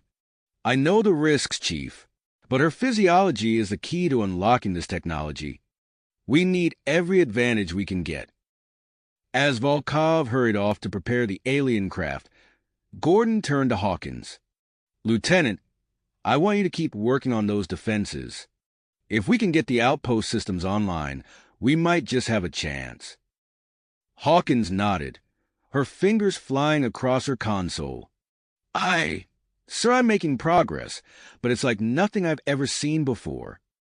The ship shuddered as the first volley of denobulan weapons impacted the asteroid field around them. Gordon gripped the arms of his chair, his fists clenched. All hands, battle stations, he ordered, his voice carrying through the ship's comm system. Prepare for potential boarders. This is not a drill. In the medical bay, Dr. Jackson worked feverishly to stabilize Zarek. The alien's eyes fluttered open, focusing on the doctor's face. Doctor, Zarek rasped the outpost. It has defenses. I can help. Jackson shook his head. You're in no condition to. But Zarek was already struggling to sit up. There's no time. Your ship, your crew. They need this information. In the hangar bay, Volkov supervised the launch preparations for the alien ships. Jane Doe stood nearby, her eyes fixed on the sleek, otherworldly craft. As the human pilots approached, she stepped forward, placing her hand on the hull of the nearest ship. The vessel hummed to life, its systems responding to her touch. Incredible, Volkov muttered, watching as Jane Doe interfaced with the ship's controls. He tapped his comm badge. Captain, we're ready for launch. Back on the bridge, Gordon nodded grimly. Execute launch sequence. All pilots, engage at will. Hit and run tactics only. We can't afford to lose anyone out there. The hangar bay doors slid open, revealing the chaotic battlefield beyond. The alien ships streaked out into space, their incredible speed and maneuverability immediately apparent. Jane Doe's ship led the formation, executing a series of impossible turns that left the denobulan gunners struggling to track her. Gordon watched the battle unfold on the tactical display, his heart pounding. The alien ships danced through the enemy formation, their advanced weapons slicing through denobulan shields with ease. It's working, Hawkins exclaimed, her eyes wide as she monitored the engagement. The denobulans are falling back, regrouping. But Gordon knew better than to celebrate too soon. They'll adapt. We need to press our advantage while we can. He turned to Torres. Chief, I want you to take a team and deploy those new weapons we found. Set up a defensive perimeter around the outpost docking area. Torres nodded sharply, gathering a group of security officers and heading out. As they moved through the outpost corridors, the alien structure seemed to respond to their presence, walls shifting to reveal hidden caches of weaponry. This tech is insane, one of Torres's team muttered, hefting a sleek rifle that hummed with energy. Stay focused, Torres barked. We don't know what these weapons can do, so use them carefully. Our job is to keep any boarders from reaching the horizon. As they set up their defensive positions, the battle outside intensified. The denobulan fleet, realizing they were outmatched, began to employ more desperate tactics. A barrage of high-yield explosives detonated throughout the asteroid field, sending shockwaves rippling through space. On the horizon's bridge, alarms blared as sensors detected the approaching danger. Gordon's mind raced, considering their options. He knew the outpost had powerful shielding capabilities, but extending that protection to the horizon would leave them vulnerable. Volkov, he called out, his decision made. I need you to reconfigure our systems. We're going to extend the outpost energy shield to cover the horizon. The chief engineer's voice crackled over the comm, filled with concern. Captain, that will leave us defenseless for at least 30 seconds. If the Denobulans time their attack right... It's a risk we have to take, Gordon interrupted. Do it. As Volkov worked to integrate the Horizon systems with the outpost shield generator, Gordon watched the tactical display with growing unease. The Denobulan fleet was regrouping, preparing for another assault. Jane Doe, he said into the comm. We need a diversion. Can you draw their fire? There was no verbal response, but on the display, Jane Doe's ship suddenly broke formation, streaking towards the heart of the Denobulan fleet. Her maneuvers were beyond anything Gordon had ever seen, each turn and roll precisely calculated to attract maximum attention. Shield extension in progress, Volkov reported, his voice strained. 10 seconds to completion. The bridge crew held their breath as Jane Doe's ship wove through a hail of enemy fire, leading the Denobulans on a wild chase that kept them distracted from the Horizon's vulnerable state. 5 seconds. Volkov counted down. 4, 3. A massive shockwave from the exploding asteroids reached their position, threatening to tear the Horizon apart. 2, 1. Shield extended. The energy barrier snapped into place just as the shockwave hit, enveloping both the outpost and the Horizon in a protective bubble. The ship shuddered violently, but held together. For a moment, there was silence on the bridge. Then cheers erupted as the crew realized they had survived the onslaught. But their celebration was short-lived. The massive energy expenditure had overloaded the outpost's power grid, leaving several key systems offline. Emergency power kicked in, but it wasn't enough to maintain all their defenses. Captain, Hawkins called out, her voice urgent. Sensors are detecting a group of Denobulan ships breaking through our perimeter. They're heading straight for our docking port. Gordon's eyebrows furrowed. They had survived one crisis only to face another. All hands, he announced, his voice steady despite the turmoil in his gut. Prepare to repel boarders. This is not a drill. As the crew rushed to their defensive positions, Gordon caught sight of Zarek hobbling onto the bridge, supported by Dr. Jackson. Captain, Zarek wheezed, his eyes bright with persistence. I can help. There are dormant defense systems in the outpost. I can reactivate them manually. Gordon nodded, hope flaring in his chest. Do it. Hawkins, assist him. As Zarek and Hawkins worked feverishly at a console, the first sounds of the enemy attempting to breach the airlock echoed through the ship. Gordon stood at the center of the bridge, his posture rigid, his eyes fixed on the sealed doors. The Horizon's crew, armed with a mix of Starfleet phasers and alien weaponry, took up positions in the corridors leading to the airlock. The air was thick with tension as they waited for the inevitable breach. Gordon's voice came over the comm, calm and resolute. Remember your training. We fight not just for ourselves, but for the future of humanity. Whatever comes through that door, we stand together. The airlock hissed, the sound of metal grinding against metal filling the air as the Denobulans forced their way in. Gordon took a deep breath, his hand steady on his weapon. The door began to open and, revealing a squad of heavily armed Denobulan soldiers.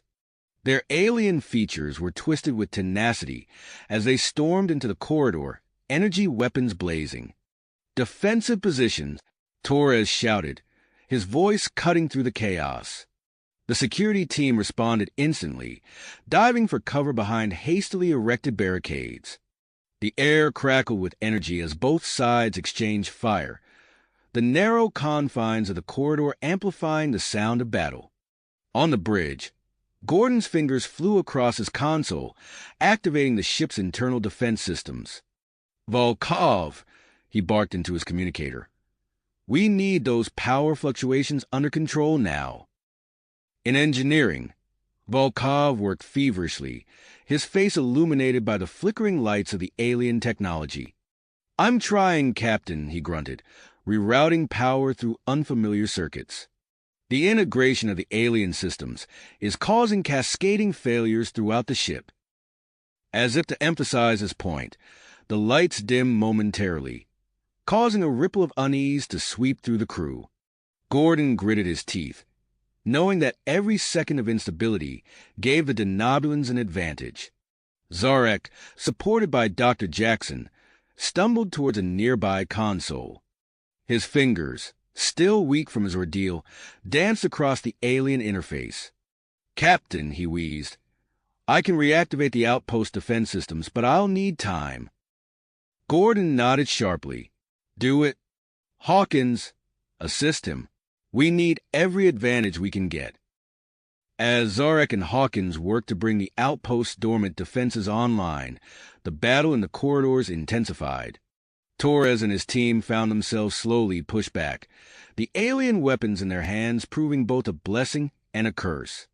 While devastatingly effective against denobulan armor, the unfamiliar technology was prone to overheating with prolonged use. "Fall back to Checkpoint Bravo," Torres ordered, laying down suppressing fire as his team retreated. The security chief's face was streaked with sweat and grime, his eyes darting from one threat to another. In the medical bay, Dr. Jackson prepared for the inevitable casualties. He moved with practiced efficiency, adapting alien medical devices to work alongside standard Starfleet equipment. The resulting hybrid system hummed with potential, ready to treat injuries beyond the scope of traditional human medicine. Outside the horizon, space itself seemed to burn. Jane Doe's squadron of alien craft danced through the void, their impossible maneuvers leaving streaks of light in their wake. From the bridge, Gordon watched in awe as Jane Doe's ship cut through the enemy formation, drawing fire away from the vulnerable horizon. "Captain," Hawkins called out, her voice tight with excitement, "I found something in the alien database. There's a network of subspace corridors connecting these outposts. If we can activate it..." Gordon's mind raced with the possibilities. "Do it," he ordered. "That might be our ticket out of here." As Hawkins and Zarek worked to unlock the secrets of the subspace network, Gordon made a tactical decision. "Volkov," he commanded, "reroute power to artificial gravity controls. Stand by to alter gravity in sections Alpha through Delta." In the main corridor, Torres and his team had their backs against the wall, quite literally. The denobulan forces pressed their advantage, their superior numbers threatening to overwhelm the defenders. Suddenly, the world turned sideways. Gravity shifted violently, sending the unprepared denobulans tumbling through the air. Torres and his team, forewarned by Gordon's plan, used their momentum to launch a counterattack. The corridor became a three-dimensional battlefield, with combatants firing from walls and ceilings. The disorienting effect gave the Horizon's crew a momentary advantage, allowing them to push the invaders back towards the airlock. On the bridge, alarms blared as the ship's systems strained under the conflicting demands. "Captain," Volkov's voice crackled over the comm, "we can't maintain this for long. The power grid is close to collapse." Gordon's reply was cut short by a triumphant shout from Hawkins. "We've done it!" she exclaimed. "The subspace corridor network is coming online." As if in response to her words, a swirling vortex of energy materialized near the Horizon's position. The sight was both beautiful and terrifying, a tear in the fabric of space itself. The activation sent a power surge through the outpost systems. With a groan of protesting metal, the docking clamps released, leaving the Horizon suddenly, heart-stoppingly free. "All hands, brace for emergency maneuvers," Gordon shouted, his hands flying over the helm controls. The ship lurched sickeningly as he fought to stabilize their position, the stars wheeling crazily outside the view screen. In space, Jane Doe's squadron regrouped, forming a protective screen around the horizon. The denobulan fleet, realizing their prey was about to escape, redoubled their assault. Energy beams lanced through the void, striking the horizon's fluctuating shields. Gordon's world narrowed to the helm controls and the swirling vortex of the subspace corridor. With the ship's systems in chaos, enemy forces still fighting inside, and a hostile fleet bearing down on them. He had one chance to thread the needle. "Volkov," he called out, his voice steady despite the madness around him. "I need full power to engines. Now." The ship shuddered as Volkov coaxed every last ounce of power from the straining systems. The Horizon's engines flared to life, propelling the ship towards the subspace corridor. Time seemed to slow as they approached the vortex. Gordon could feel the eyes of every crew member on him, their hopes and fears a palpable weight on his shoulders. The Denobulan fleet loomed behind them, their weapons charging for a final, devastating salvo. As the Horizon crossed the threshold of the subspace corridor, the universe seemed to hold its breath. The ship trembled, caught between normal space and the swirling energies of the corridor. For a heart-stopping moment, Gordon thought they might be torn apart. Then, with a final surge of power, the Horizon plunged into the vortex. The familiar stars vanished, replaced by a tunnel of swirling energy. They were in uncharted territory now, hurtling through a network of corridors that predated human civilization. But they weren't out of danger yet. As the Horizon streaked through the subspace corridor, alarms blared throughout the ship. The alien technology, pushed beyond its limits, threatened to tear the vessel apart. And somewhere behind them, the Denobulan fleet gave chase, determined not to let their prize escape. Gordon gripped the helm controls tightly, his eyes fixed on the swirling energies ahead. They had escaped immediate destruction, but the battle for survival was a long way to go. The true test of the Horizon and her crew was just beginning. The true test of the Horizon and her crew was just starting as they plunged deeper into the subspace corridor. The ship bucked and shuddered, metal groaning under the strain of forces it was never designed to withstand. Captain Gordon's knuckles turned white as he gripped the manual controls, fighting to keep the Horizon on a steady course through the swirling vortex of energy. "Volkov!" he shouted over the cacophony of alarms. "Status report." The engineer's voice crackled through the comm, punctuated by the sound of sparks and breaking equipment. "Multiple system failures, Captain. Hull breaches on decks 3 and 4.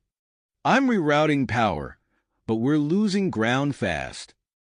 Gordon's eyes hardened as he processed the information. The situation was deteriorating rapidly, and they were running out of options. A burst of weapons fire echoed through the ship, a stark reminder that their internal battle was far from finished. Security Chief Torres' voice came through, strained and breathless. "Captain, we're falling back to the final defensive position outside the bridge. These bastards just won't quit." "Hold the line, Torres," Gordon ordered, his eyes never leaving the swirling chaos visible through the view screen. "We need more time." Suddenly, Lieutenant Hawkins' voice cut through the chaos. "Captain, the corridor is destabilizing. We have minutes, maybe seconds before it collapses entirely." Gordon's mind raced. They were caught between the proverbial rock and a hard place. The failing ship, the relentless enemy within, and now the very fabric of subspace threatening to tear them apart. "All hands, brace for impact," he bellowed, his fingers flying over the controls, diverting all available power to shields and structural integrity. The Horizon lurched violently as it plunged deeper into the corridor, the vortex behind them beginning to collapse. Through the rear sensors, Gordon caught a glimpse of the pursuing Denobulan ships being crushed by the imploding tunnel of energy. Inside the ship, chaos reigned. Crew members were thrown off their feet as artificial gravity failed in multiple sections. In engineering, Volkov clung to his console, desperately trying to stabilize the ship's systems as equipment exploded around him in showers of sparks.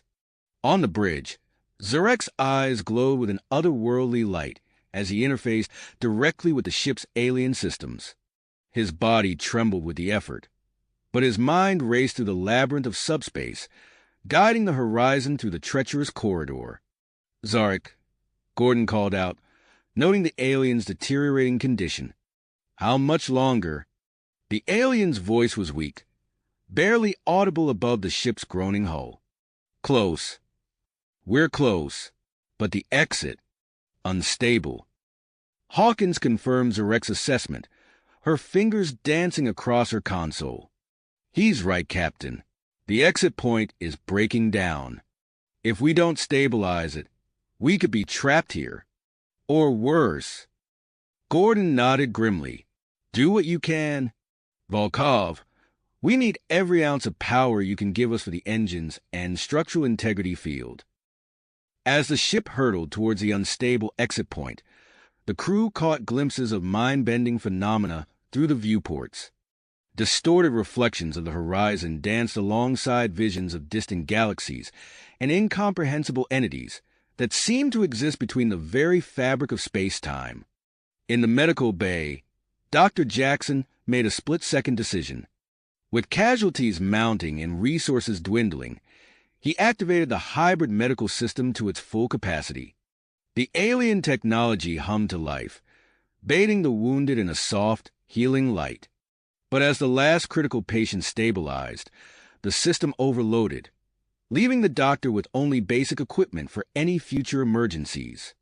The battle inside the ship reached its climax as Torres and his team made their final stand outside the bridge. Energy weapons crackled, filling the air with the acrid smell of ozone. The security chief ducked behind a makeshift barricade, his alien weapon running dangerously low on power. "This is it, people," he shouted to his team. "We hold here, no matter what." As the horizon approached the exit point, the ship's sensors detected a massive object directly in their path. Gordon's eyes widened as the readings came through, a Starfleet space station larger and more advanced than anything he'd ever seen. "Hawkins, can we alter course?" he asked urgently. The lieutenant shook her head, her face pale. "Negative, Captain. We're locked into this trajectory. Impact in 10 seconds. Gordon's mind raced, searching for options that didn't exist. They had escaped the denobulins and the collapsing subspace corridor, only to face destruction at the hands of their own people. "All hands, brace for impact," he roared, pushing the failing engines to their absolute limit. The horizon burst from the subspace corridor in a blaze of energy, hurtling towards the massive space station. Alarms blared, systems failed, and the crew held on for dear life as the ship barreled towards what seemed to be certain doom. In those final seconds, as the station loomed impossibly large in the view screen, Gordon caught a glimpse of movement. Docking bays were opening, emergency tractor beams powering up. It was impossible to tell if these were signs of salvation or if they were about to be captured once again. With a final, violent shudder, the horizon burst from the subspace corridor, hurtling towards a massive space station. In that split second, Captain Gordon's instincts took over. His hands flew across the helm controls, initiating emergency thrusters with practiced precision. "Brace for impact," he shouted as the ship veered sharply. The horizon's hull screamed in protest as it scraped along the station's outer surface. Sparks erupted from consoles across the bridge, and the deck plating buckled beneath their feet. But Gordon's quick action had saved them from total annihilation. As the ship drifted away from the station, the momentary relief on the bridge was palpable. But it was short-lived. Alarms blared with renewed urgency as multiple hull breaches opened across the horizon's surface, venting precious atmosphere into the void. "Emergency force fields activating," Hawkins reported, her fingers dancing across her console. "But, sir, our power systems are on the verge of collapse." Gordon nodded grimly, turning to Volkov. "Alexei, we need a miracle." The engineer's face was streaked with sweat and grime as he worked feverishly at his station. "I'm rerouting all available power to life support and structural integrity," he said, his voice strained. "But, Captain, we're running on fumes. We need help, and fast." As if in answer to Volkov's plea, a transmission crackled through the ship's comm system. "Unidentified vessel. This is Starbase Omega. We're dispatching emergency response teams to your location. Stand by for tractor beam assistance." Gordon felt a wave of relief wash over him. They had stumbled upon a friendly port in this storm of chaos. "Acknowledge their transmission, Hawkins," he ordered, "and inform them of our critical status." As the Horizon was gently guided towards a massive docking bay, the battle raging within the ship reached its crescendo. The Denobulan boarding party, cornered and desperate, launched a final, frenzied assault on the bridge. Security Chief Torres and his team formed a human barricade at the bridge entrance. The air crackled with energy weapon discharges as they fought to repel the invaders. Torres ducked as a console exploded near his head, showering him with sparks and debris. "We can't hold them much longer, Captain," Torres shouted over the din of battle. Gordon's mind raced. They were so close to safety, but the Denobulans threatened to snatch victory from their grasp. In that moment, he made a decision that could save the ship or doom them all. "All hands, prepare for emergency decompression," he announced over the ship-wide comm.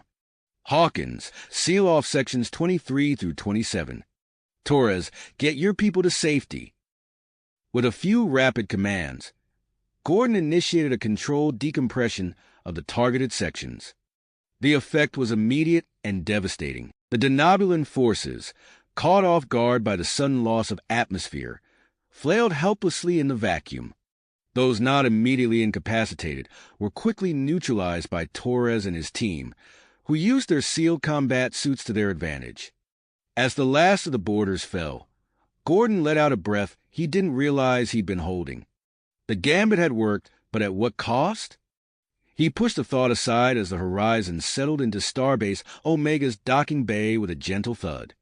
The moment the airlock sealed, teams of medical personnel and engineers from the station swarmed into the Horizon. Dr. Jackson, looking haggard but determined, coordinated with the incoming medical teams to triage the wounded. "Get the critical cases to the station's medical bay immediately," Jackson ordered, his voice hoarse from hours of shouting orders. "And someone check on Zarek. He's been unresponsive since we exited the corridor." On the bridge, Zarek lay motionless, his alien features slack. Gordon knelt beside him, checking for signs of life.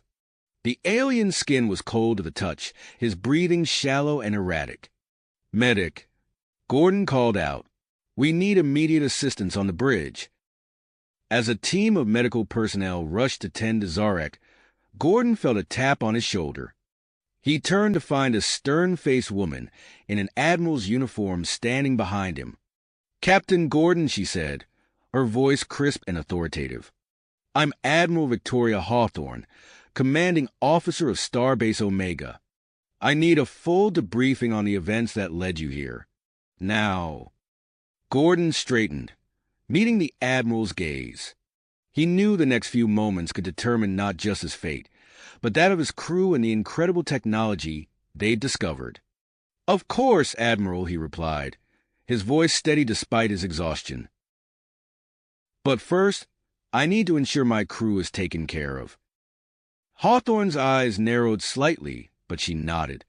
"Very well, Captain. You have 1 hour to get your house in order. Then I expect you in my office with a full report."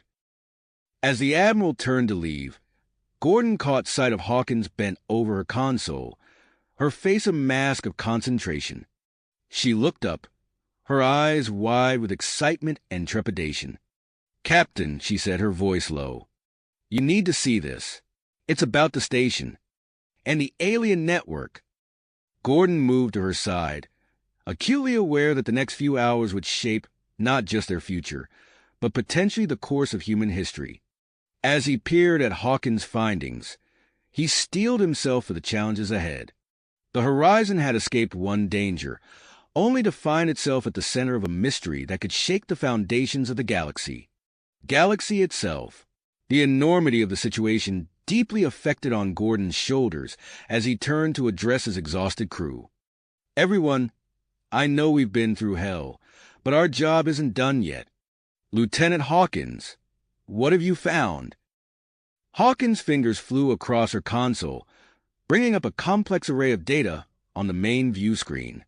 Sir, the alien network we've tapped into, it's not just a local phenomenon.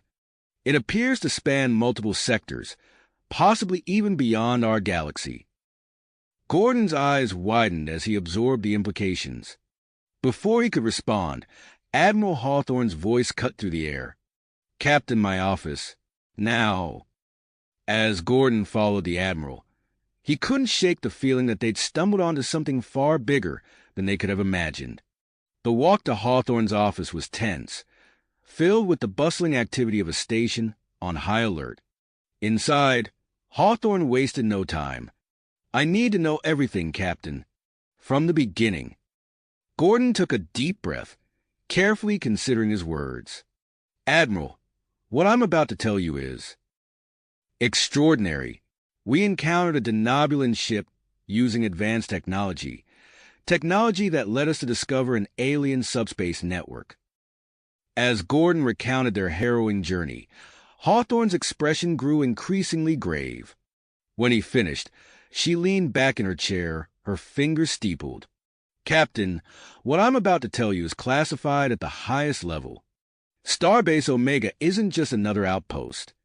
We're a dedicated research facility, tasked with studying advanced technologies and potential threats to humanity. Gordon's mind raced. The subspace anomalies. Hawthorne nodded. Precisely. We've been detecting them for months. Your arrival and the alien tech you brought with you could be the key to unlocking this mystery. Meanwhile, in the station's advanced docking bay, the Horizon underwent extensive repairs. Volkov worked alongside the station's engineers, his face a mask of concentration as he integrated the alien technology into the ship's systems. Careful with that power coupling, he barked at a young ensign. This tech is highly adaptive. We need to monitor every connection. His words were cut short as a surge of energy coursed through the system, causing nearby consoles to spark. Volkov cursed under his breath, realizing the challenge that lay ahead. In the medical bay, Dr. Jackson huddled with a team of xenobiologists over Zarek's prone form. The alien skin pulsed with an eerie glow, his body twitching sporadically. His neural pathways are reconfiguring, one of the specialists noted, pointing to a complex brain scan. It's as if the interface with the ship's systems is changing his physiology. Jackson frowned, his mind racing. This adaptation, it could be the key to fully harnessing the alien tech. But at what cost is Zarek? As the medical team worked, Security Chief Torres moved through the station's corridors, his senses on high alert. He couldn't shake the feeling that something was off. In a secluded corner, he noticed two technicians engaged in a hushed conversation, data pads exchanging hands furtively. Torres tapped his communicator. Gordon, this is Torres.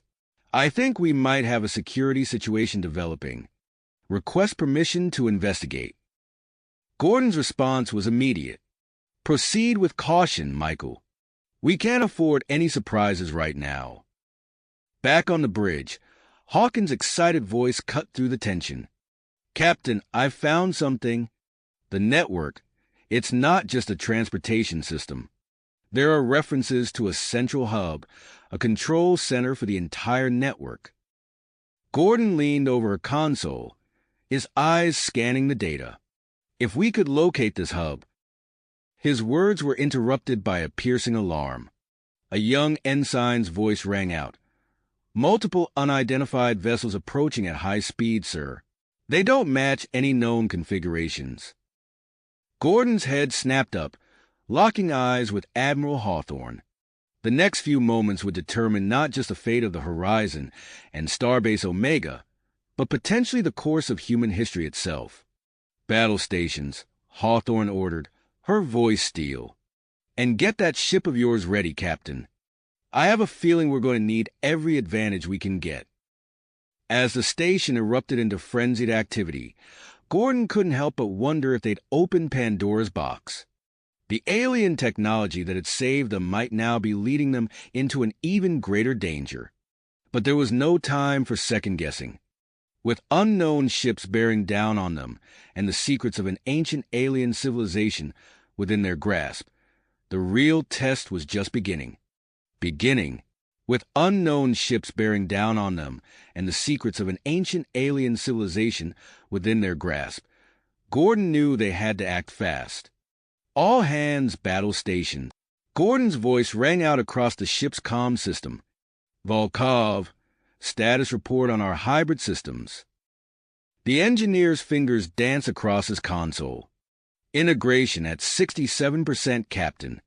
It's not ideal, but it'll have to do. Gordon nodded grimly. It'll have to be enough. Hawkins, coordinate with Starbase Omega's defense grid. We're going out to meet them.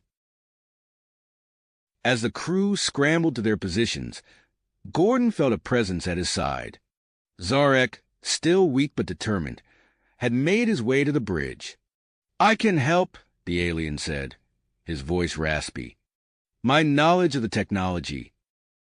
Gordon didn't hesitate. "Take a station. We need every advantage we can get." The Horizon disengaged from Starbase Omega's docking clamps with a metallic groan. As they pulled away from the station, the view screen lit up with the approaching alien fleet.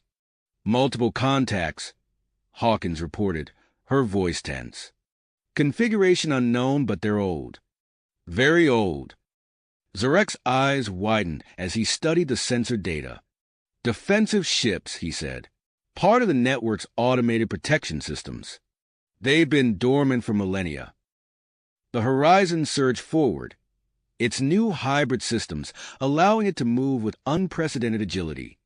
The alien ships, caught off guard by the sudden maneuver, scattered. "Weapons hot," Gordon ordered.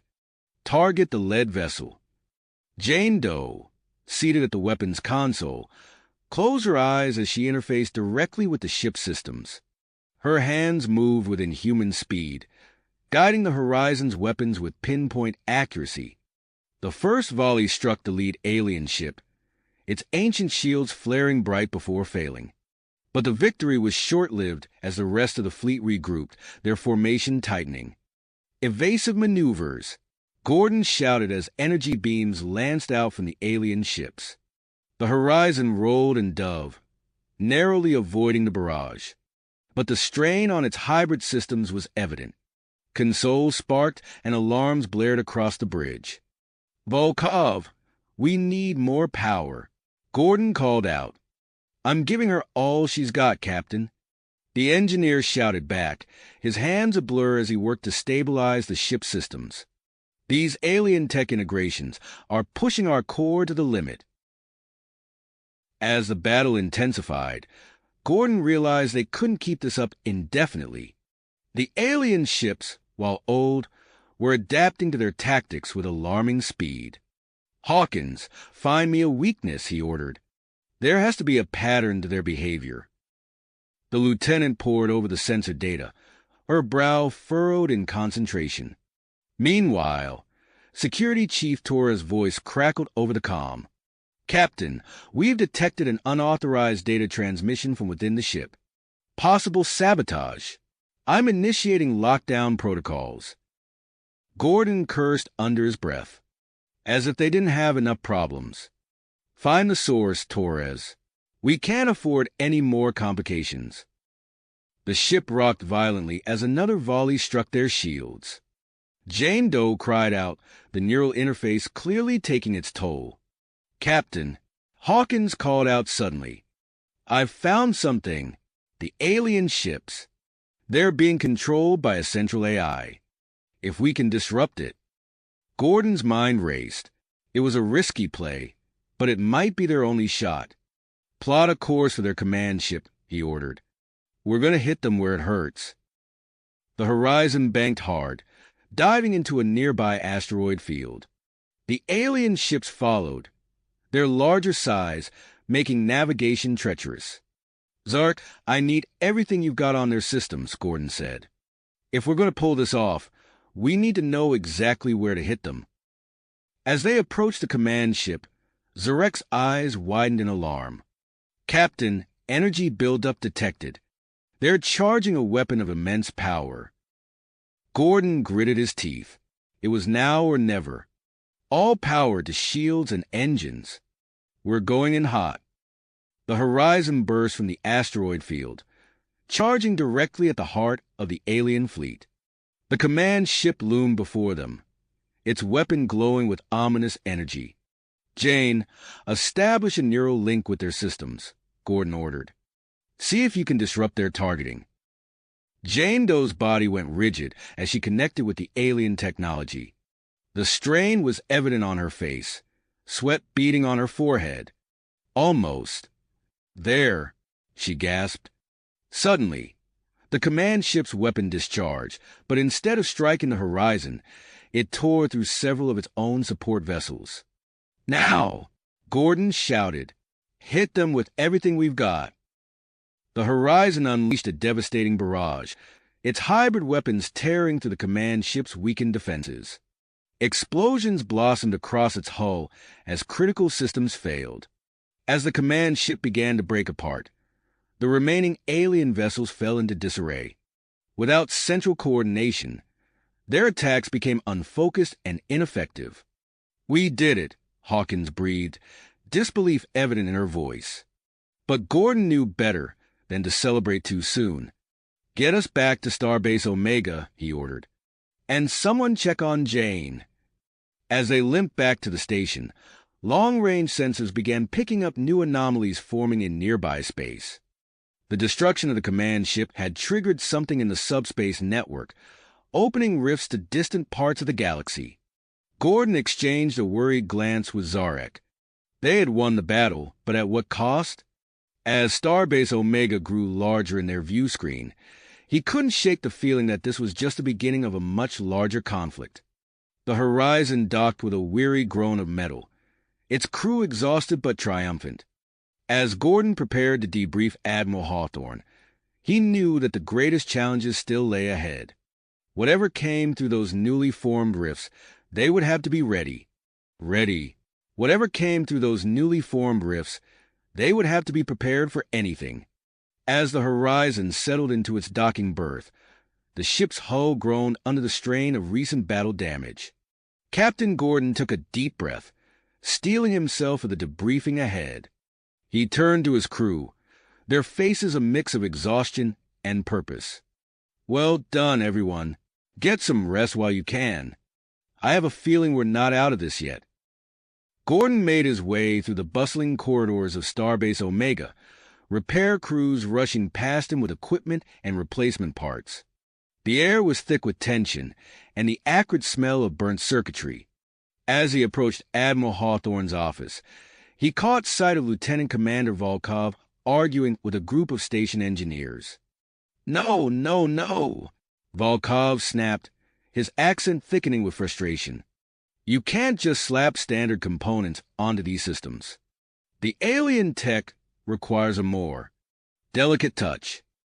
Gordon paused, placing a hand on his chief engineer's shoulder. "Alexei, work with them. We need the horizon back in fighting shape as soon as possible." Volkov nodded, his expression grim. "Aye, Captain. I'll do what I can."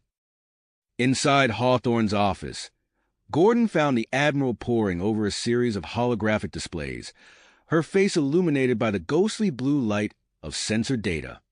She looked up as he entered, her eyes sharp despite the obvious fatigue. "Captain, your timing is impeccable. We've got a situation developing." Before Gordon could respond, his communicator chirped. Torres to Gordon. "Sir, I found something you need to see." Gordon exchanged a look with Hawthorne. "Go ahead, Michael. I've located the source of that unauthorized transmission. There's some kind of subspace transmitter hidden in our cargo bay.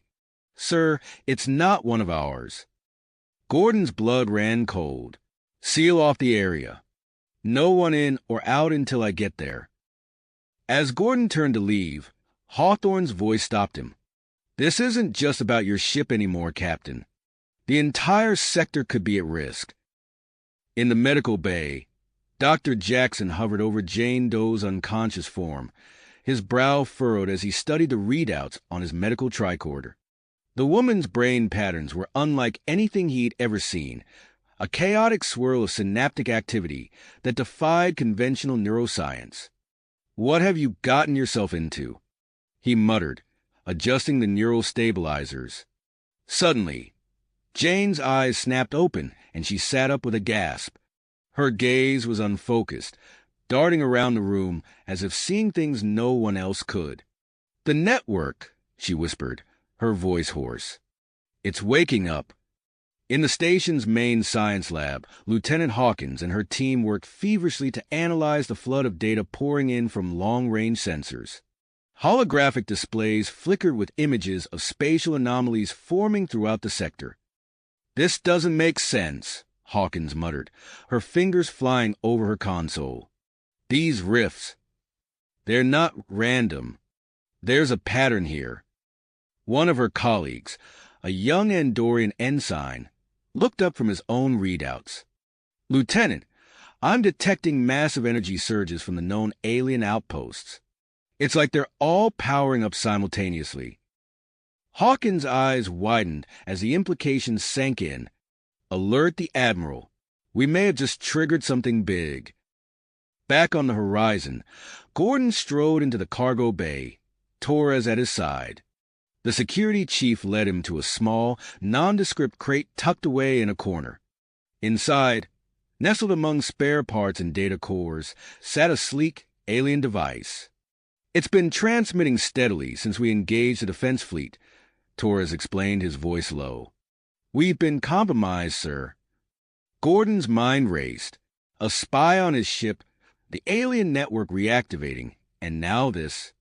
He tapped his communicator. "Gordon to Zarek. I need you in Cargo Bay 3 now." As they waited for the alien to arrive, Gordon turned to Torres. "Lock this ship down. I want every inch of her searched, every system checked. If there's a mole on board, I want them found." Zarek arrived moments later, his step still unsteady, but his eyes alert. As soon as he saw the alien device, he inhaled sharply. "This is not good," he said, his multifaceted eyes reflecting the soft glow of the transmitter. "It's a fail-safe trigger. Destroying the command ship must have activated it." "What does that mean for us?" Gordon asked, dreading the answer. Zarek's expression was grim. "It means the network is trying to protect itself. The rifts you're seeing, they're just the beginning. If we don't stop this, it could destabilize subspace throughout the entire sector." Gordon's communicator chirped again. "Captain," came Hawthorne's voice, "I need you back here immediately. We're picking up multiple unidentified ships entering the system."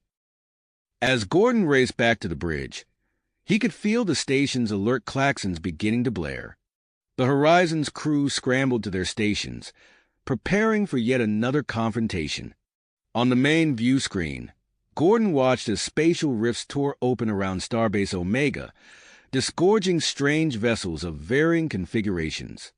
Some were sleek and predatory, while others looked ancient and battle-scarred. "Status report," Gordon barked, settling into his command chair. Hawkins' fingers danced across her console. "Sir, I'm reading at least a dozen ships, possibly more emerging from the rifts. Energy signatures are off the charts, nothing like we've ever encountered before." Volkov's voice came over the comm, strained and urgent. "Captain, our hybrid systems are barely holding together. If we go into battle now, I can't guarantee they'll hold." Gordon gritted his teeth, weighing his options. They were outgunned, outnumbered, and facing an enemy they barely understood. But as he looked at the determined faces of his crew, he knew they had no choice but to forge ahead. "Red alert," he ordered, his voice steady despite the chaos unfolding around them. "All hands battle stations. We're going back out there." As the Horizon disengaged from its docking clamps, Gordon couldn't shake the feeling that they were about to plunge into something far beyond their understanding. The alien network, the mysterious spy, the approaching vessels. It all pointed to a conflict that had been brewing for millennia. And now, ready or not, they were about to become a part of it. The ship surged forward, its engines pulsing with the strange energy of the hybrid systems. Ahead, the spatial rifts yawned wide, offering glimpses of distant alien stars. As they approached the first of the emerging vessels, Gordon gave the order that would plunge them into the unknown. "Take us in." "Take us in," Gordon commanded, his eyes fixed on the display as the horizon surged towards the nearest spatial anomaly. No sooner had the words left his mouth than the ship's sensors blared to life, detecting multiple unidentified vessels converging on their position. Gordon's eyes hardened as he assessed the situation. "Battle stations," he ordered, his voice steady despite the tension coiling in his gut. "Prepare for potential hostile encounters." The crew sprang into action, the familiar rhythm of combat readiness pulsing through the ship. But as systems powered up, the hybrid technology strained under the increased demands, sending tremors through the deck plating. Volkov's voice crackled over the comm, tinged with worry. "Captain, the hybrid systems are barely holding. We're pushing them to their limits." Before Gordon could respond, the unidentified vessels came into view. A motley assortment of ships filled the screen, sleek denobulan cruisers interspersed with patchwork mercenary craft. "It seems news of our discoveries has spread faster than we anticipated," Gordon muttered, realization dawning. "They're after the alien network." As the enemy fleet closed in, the horizon's hybrid weapons flared to life. Beams of energy, unlike anything seen before, lanced out towards the approaching ships. The attackers, caught off guard by the advanced weaponry, scattered in disarray. In engineering, Volkov worked feverishly, his fingers dancing across control panels as he fought to maintain the delicate balance between human and alien technology. Sweat beaded on his brow as he rerouted power, desperately trying to prevent system overloads. The door to the bridge hissed open, and Jane Doe stumbled in, her face pale but determined. "Captain, I can help," she insisted, ignoring Dr. Jackson's protests as he followed close behind. Gordon hesitated for a moment, then nodded. "Limited access to weapon systems only," he instructed, recognizing the value of her unique connection to the alien tech. As Jane integrated herself into the ship's systems, her contributions became immediately apparent. The Horizon's weapons fire became more precise, more devastating. Enemy ships reeled under the assault, their shields buckling. In the midst of the chaos, Torres' voice cut through the din. "Captain, I've detected another unauthorized transmission from within the ship." Gordon's blood ran cold. "Initiate a ship-wide security lockdown," he ordered. "Restrict access to all critical systems and compartments." As Torres implemented the lockdown, Gordon became acutely aware of the potential consequences. Crew members could be trapped in dangerous areas as the battle raged on, but the risk of sabotage was too great to ignore. The Horizon banked hard, its enhanced maneuverability allowing it to outflank several enemy vessels. Gordon saw his opportunity and seized it. "Helm, plot a course through that gap," he commanded, pointing to an opening in the enemy formation. "Take us to the nearest spatial anomaly." As they approached the swirling vortex of the anomaly, the ship's sensors screamed warnings of increasing subspace instabilities. The Horizon shuddered, the strain on its hull audible even over the sounds of battle. Zarek's multifaceted eyes widened as he studied the readouts before him. "Captain, the anomaly is expanding rapidly," he reported, his voice urgent. "The battle, our weapons, they're exacerbating the subspace disturbances. We may be accelerating the network's failsafe protocol." The gravity of the situation settled over the bridge like a shroud. Their window to stabilize the network was closing fast. Suddenly, Hawkins straightened at her station, excitement breaking through her professional demeanor. "Sir, I found a pattern in the subspace fluctuations," she announced. I think we can use our hybrid systems to generate a counter-frequency. It could stabilize the anomaly long enough for us to pass through. Gordon nodded sharply. Do it, Volkov. Work with Hawkins. Make it happen. As the two officers collaborated, the enemy fleet regrouped, preparing for another assault. Gordon made a split-second decision. Divert all non-essential power to shields and the stabilization system, he ordered. It was a gamble, leaving them vulnerable to attack, but without it, they might never make it through the anomaly. The horizon plunged into the heart of the spatial disturbance. The ship groaned, metal shrieking as it was pushed to its limits.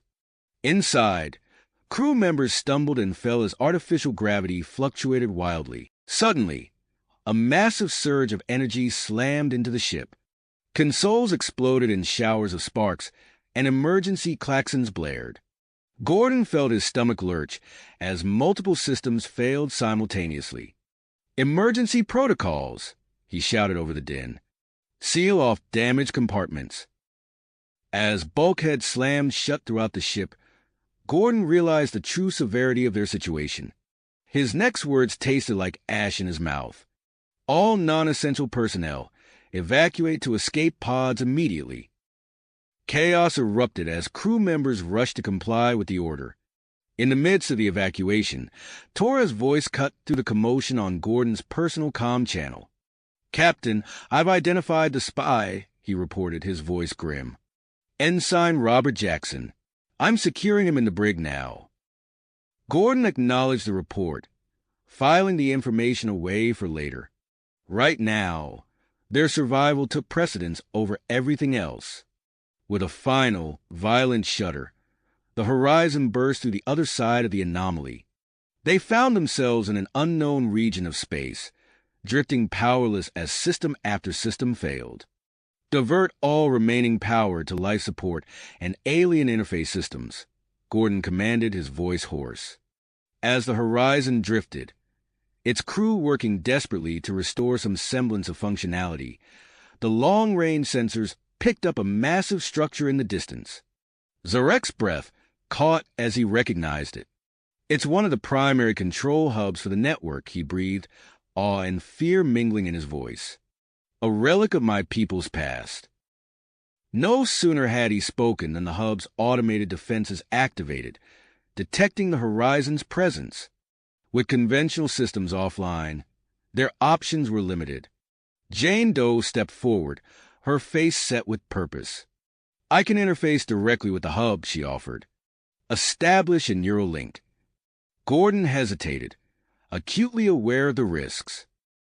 But as alarms blared and the ship drifted helplessly closer to the ancient structure, he realized they had run out of alternatives. "Do it," he said, his voice barely above a whisper. As Jane Doe prepared to connect with the alien technology, Gordon looked out at the looming control hub. The horizon, battered and vulnerable, approached the heart of the alien network. Whatever happened next would determine not just their fate, but potentially that of the entire sector. The automated defenses of the hub began to power up, their energy readings climbing rapidly. Gordon watched, his hand clenched on the arm of his chair, as Jane Doe's eyes fluttered close, her consciousness reaching out to make contact with the ancient alien systems.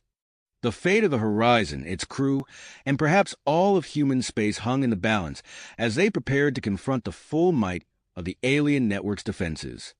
Gordon could only hope that their audacious gambit would pay off before it was too late. Too late. The hub's defenses had already locked onto their position.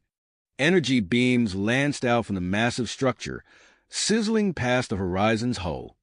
The ship shuddered, systems failing in cascading waves as the hybrid technology struggled to cope with the onslaught.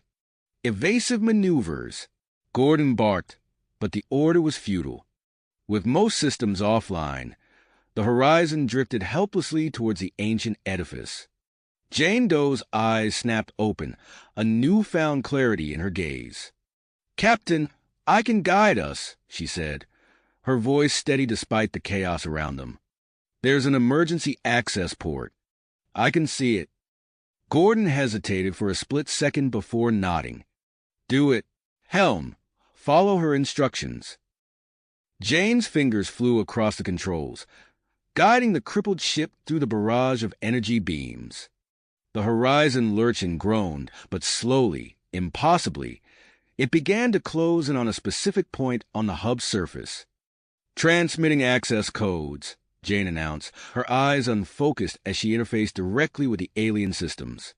For a heart-stopping moment, nothing happened. Then, abruptly, the energy beam ceased. The hub's defenses powered down, leaving an eerie silence in their wake. Emergency docking procedures, Gordon commanded, his voice hoarse. Brace for impact. The horizon scraped against the alien structure, metal shrieking as it ground to a halt within a cavernous hangar bay. Emergency airlocks hissed, creating a tenuous seal between ship and station. Gordon surveyed his battered bridge, assessing his remaining assets. Hawkins, Torres, Zarek, you're with me and Jane. Dr. Jackson, tend to the wounded here. The rest of you, focus on keeping this ship in one piece. The exploration team made their way into the alien structure, Gordon's hackles rising as they stepped into an environment utterly foreign to human experience. Crystalline corridors stretched before them, pulsing with otherworldly energy. This way, Jane said, leading them deeper into the hub's interior. As they progressed, signs of ancient conflict became apparent. Deactivated robotic forms littered their path, scorch marks marring the otherwise pristine surfaces. Zarek's multifaceted eyes darted nervously. This hub. It must have been central to the war that nearly destroyed my people, he murmured. They reached the central control chamber, a vast spherical space dominated by holographic displays and thrumming energy cores. Jane approached the main console, her hands hovering over its surface. I can stabilize the network from here, she said, but the fail-safe protocols are fighting back. As Jane began her work, the chamber came alive with activity. Robotic guardians, awakened from millennia of slumber, converged on their position. Defensive positions, Gordon shouted, snatching up a discarded alien weapon. Torres followed suit, forming a protective perimeter around Jane. Hawkins worked feverishly at a secondary console, her brow furrowed in concentration. Captain, there's a genetic lock in place, she called out. We need input from one of the creators to fully deactivate the failsafe. Zarek stepped forward, his frail form trembling. I can interface with Jane. My genetic makeup might be close enough. Before Gordon could protest, Zarek had joined Jane at the console. The alien's spindly fingers intertwined with the pulsing energy field, his body going rigid as he connected to the system. The battle intensified around them. Gordon and Torres fought desperately against the endless wave of robotic guardians, their salvaged weapons beginning to overheat and fail. Gordon's communicator crackled to life. Captain, Dr. Jackson's panicked voice cut through the chaos. The Horizon's hull integrity is failing. We need to evacuate now. Gordon's mind raced, weighing impossible options. Split-second decision made, he turned to Torres. Chief, get back to the ship. Take half our weapons. Get our people out of there. Torres hesitated for a moment before nodding grimly.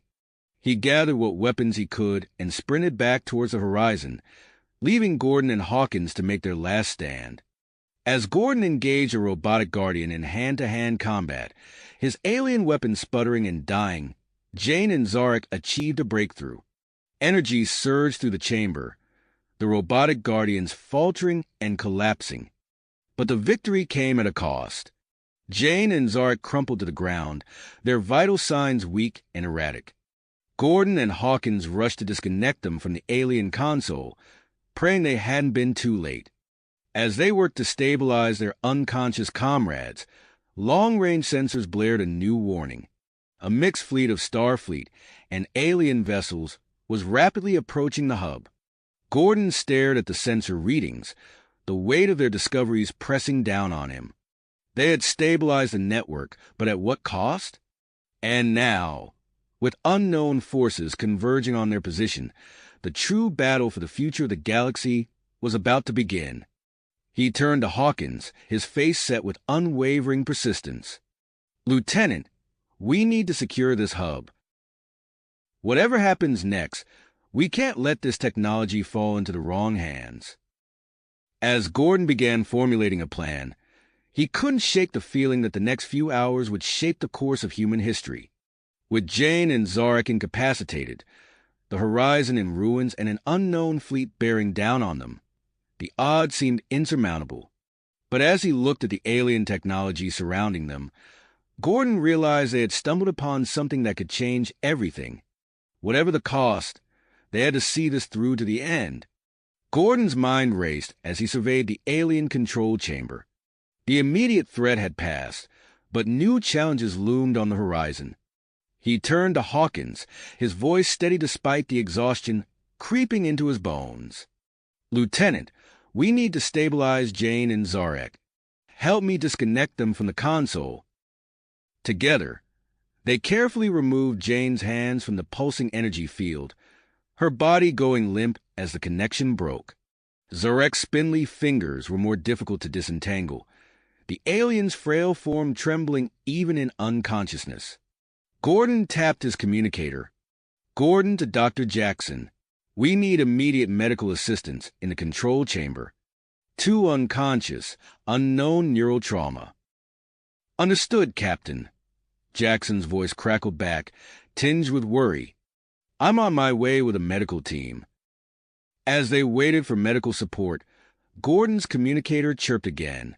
Torres' gruff voice came through, punctuated by the sounds of frantic activity in the background.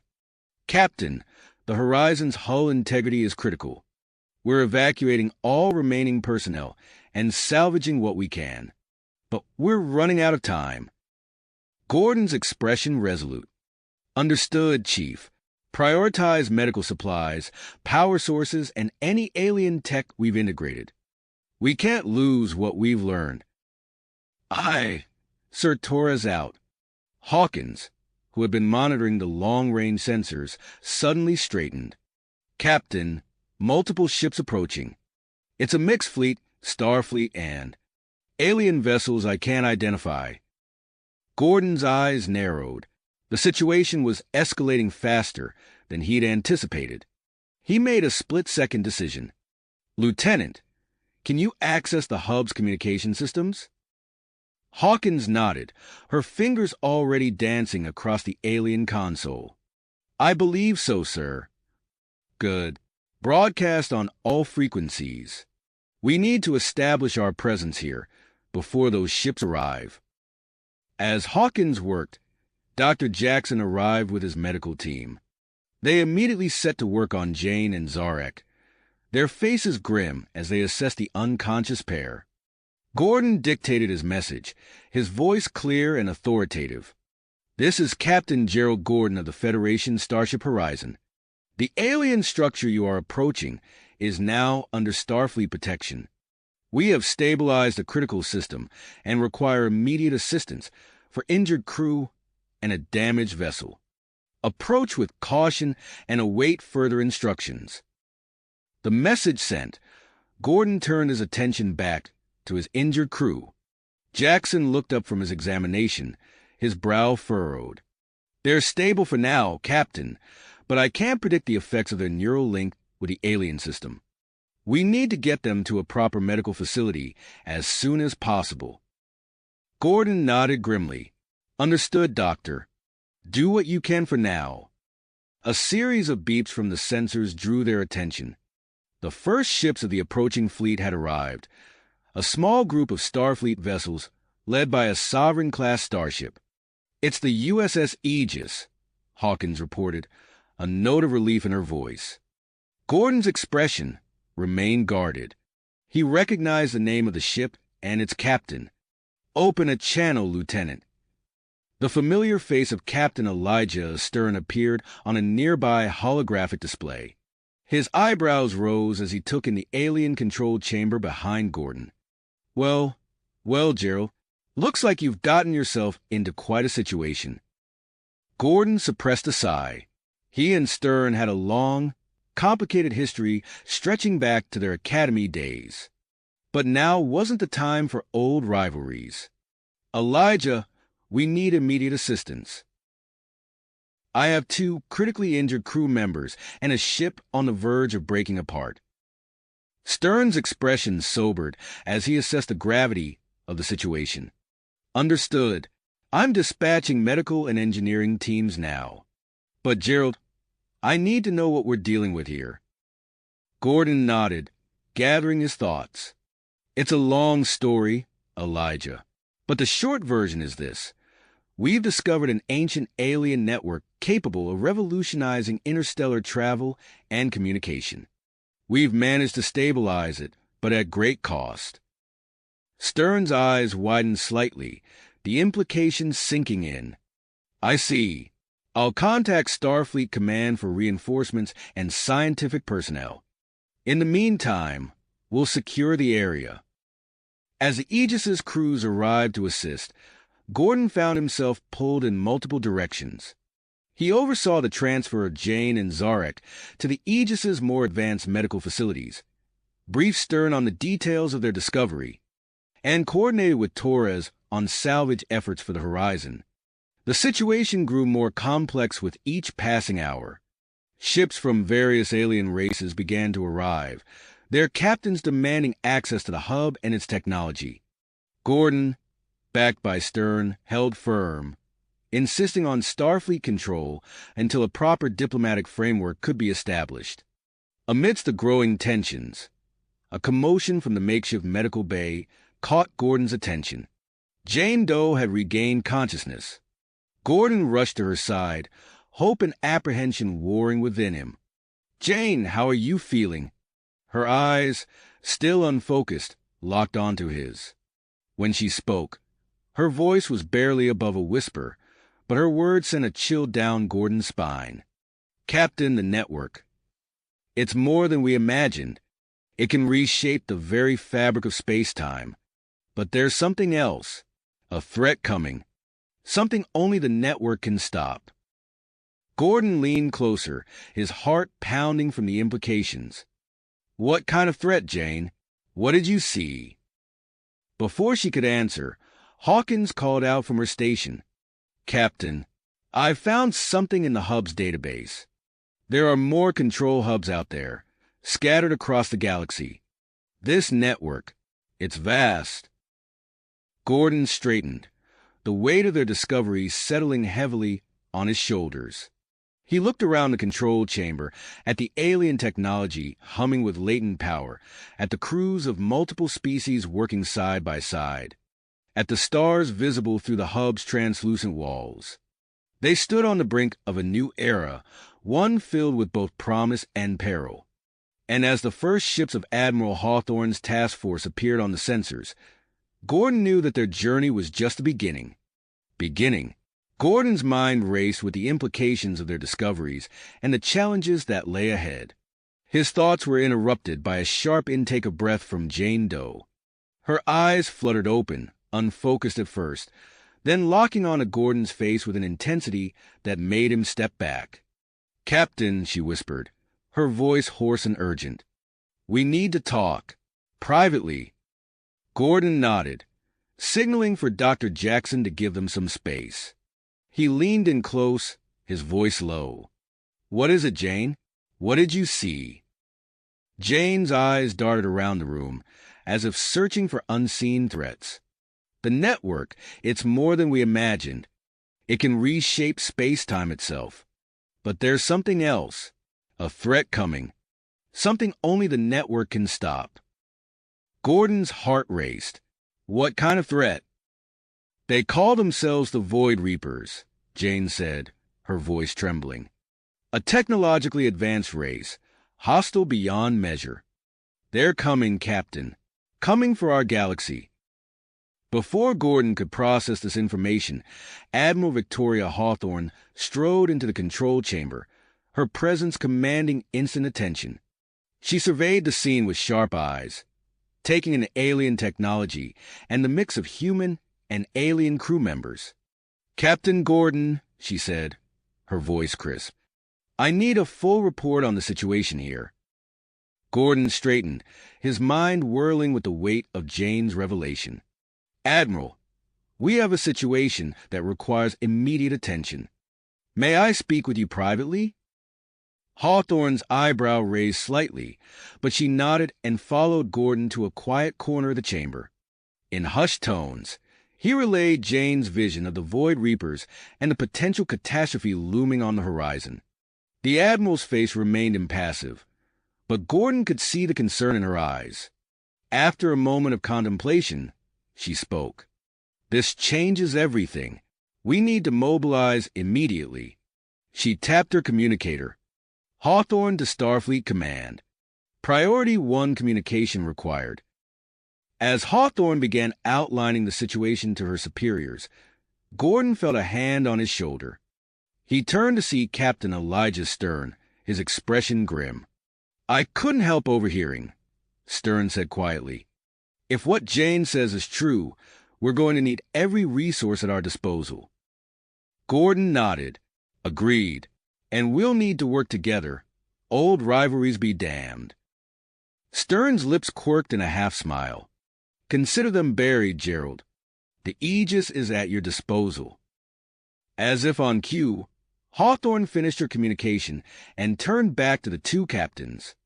"Gentlemen, Starfleet Command has authorized the formation of a specialized task force to investigate this Void Reaper threat and prepare Earth's defenses. Captain Gordon, given your experience with the alien technology and your crew's unique insights, you'll be leading this task force." Gordon felt the weight of responsibility settle on his shoulders. "Understood, Admiral. What's our first move?"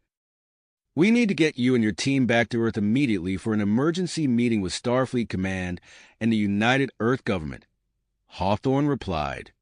"Captain Stern, the Aegis will transport them. We need your speed and firepower." Stern nodded sharply. "We'll be ready to depart within the hour, Admiral."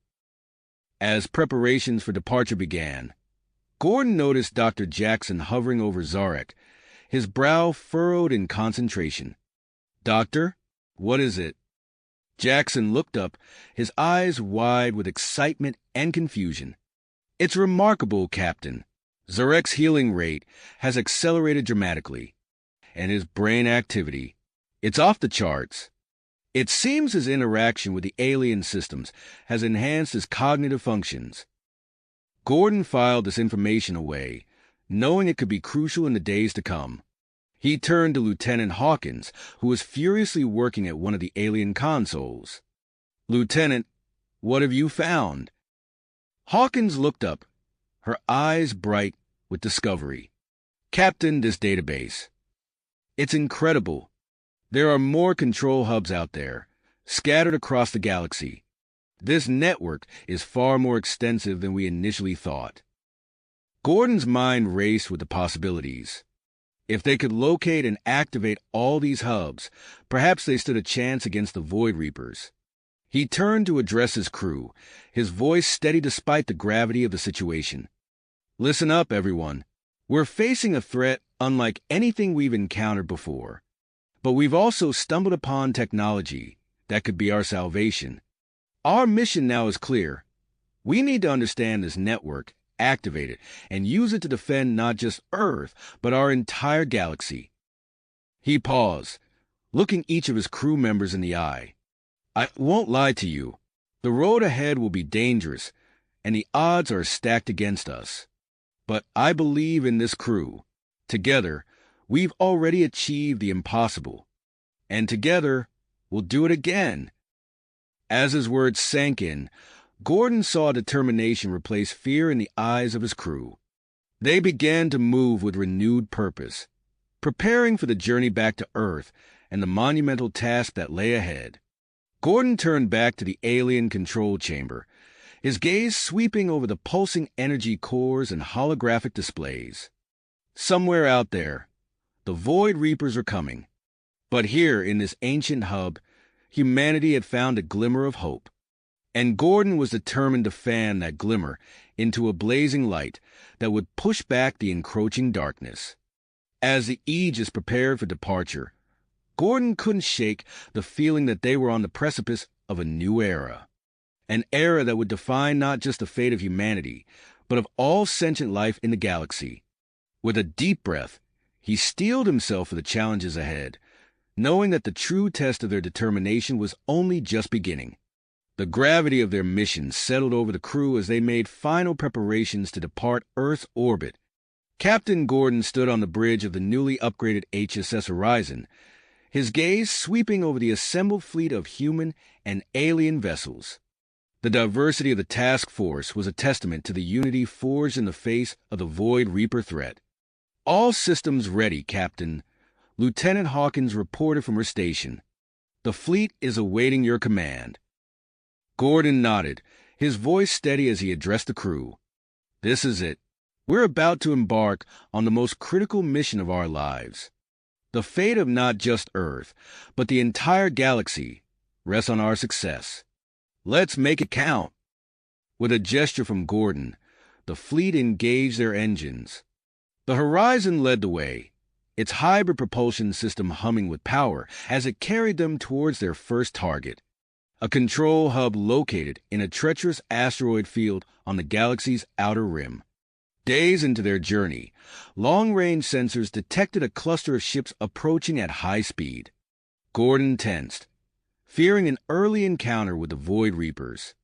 But as the ships drew closer, their signatures became clear. "Captain, those are civilian vessels," Hawkins announced, her brow furrowed. "They're from the outer colonies, the ones that went dark." Gordon's heart sank. "Survivors," he murmured. He opened a channel to the fleet. "All ships, prepare to receive refugees. We're bringing them in." As the refugee ships docked with the larger vessels in the task force, Gordon listened to the harrowing accounts of the survivors. Their eyes were haunted, their voices trembling as they described the Void Reapers' devastating attacks on their homes. A woman named Elena, her face etched with grief, gripped Gordon's arm. "They came without warning," she said, her voice barely above a whisper. "Our defenses, they were nothing against their weapons. Please, you have to stop them." Gordon placed a reassuring hand on her shoulder. "That's exactly what we intend to do." The task force resumed its journey, now bolstered by the persistence of the survivors who volunteered to assist in any way they could. Their first-hand accounts provided valuable intelligence, helping the fleet prepare for what lay ahead. As they approached the asteroid field housing the first control hub, the Horizon's enhanced sensors allowed them to navigate the dangerous terrain with precision. But as they drew closer to their target, alarms blared across the bridge. Energy signatures detected.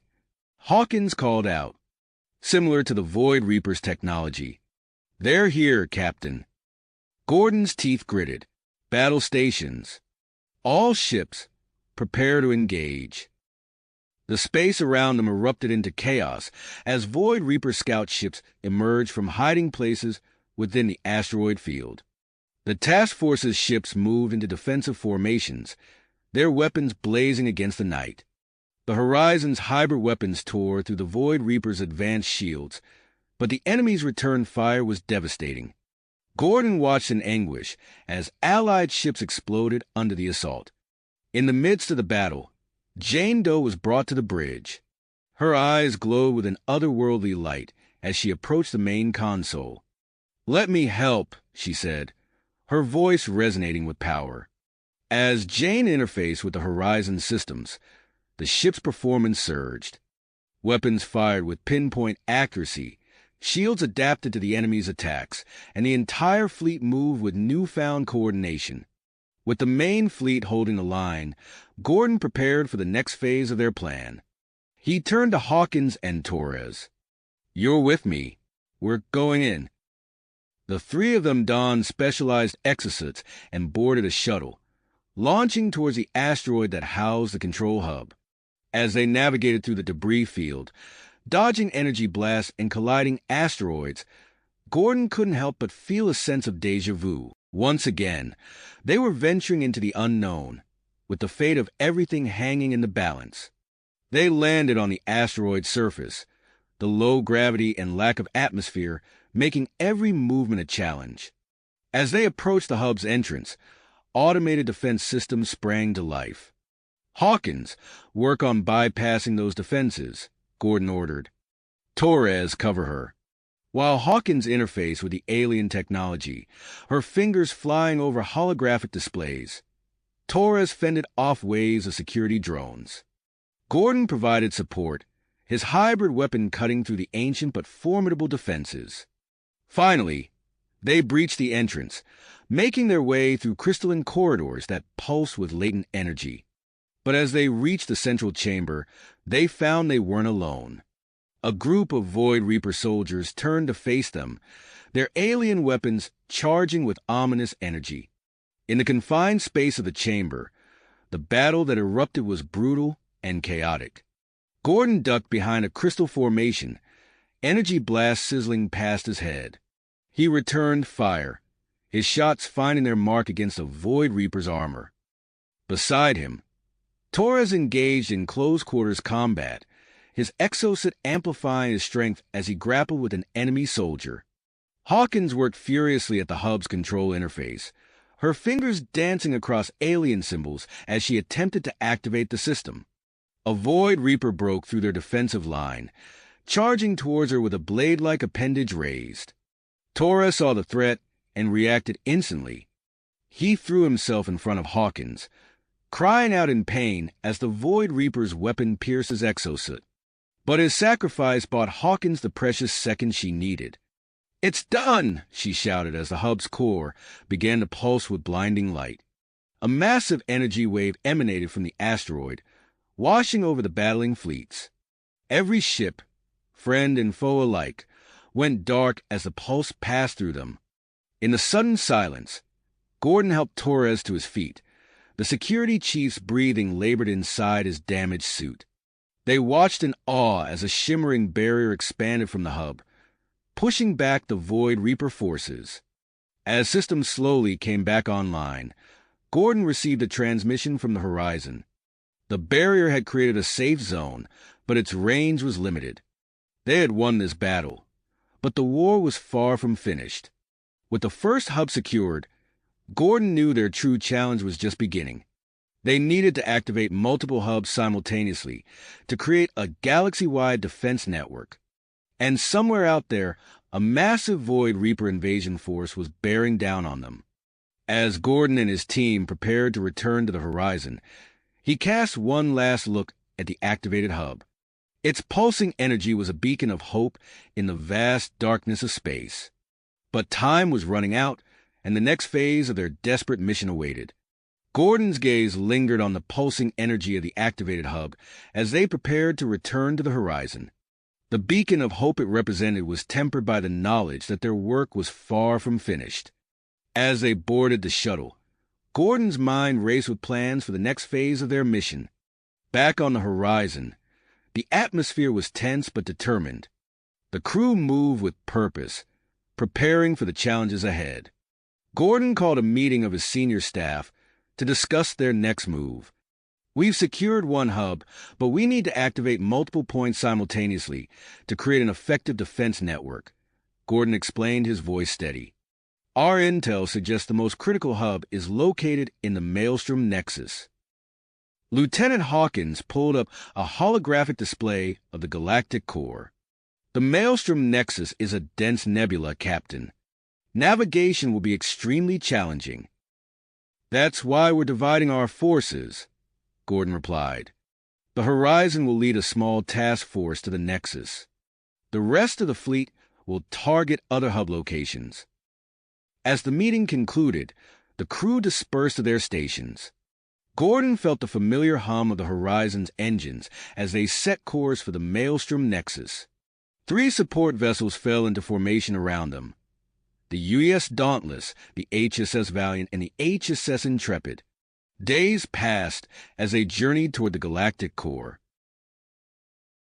The calm of their travel was shattered as they entered the turbulent gases of the Maelstrom Nexus. The horizon shuddered, its hybrid systems straining against the intense radiation and gravitational distortions. On the bridge, Lieutenant Commander Alexei Volkov's fingers danced across his console. "Captain, the nebula's affecting our systems. I'm rerouting power to strengthen our shields." Gordon nodded. "Do what you can, Volkov. We need to push through." As they ventured deeper, the task force encountered a graveyard of derelict ships. Alien vessels of various designs and apparent ages floated lifelessly in the chaotic nebula. "My God!" Hawkins breathed, her eyes wide as she scanned the wrecks. "Some of these ships, they're ancient. Others seem more recent. It appears we're not the first to attempt this journey," Gordon mused.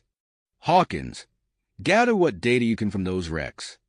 There might be valuable information about what we're facing." The task force's progress slowed as they navigated increasingly treacherous conditions. Spatial anomalies tore through the nebula, forcing the ships into complex evasive maneuvers. A violent shockwave rocked the fleet. Alarms blared across the horizon's bridge.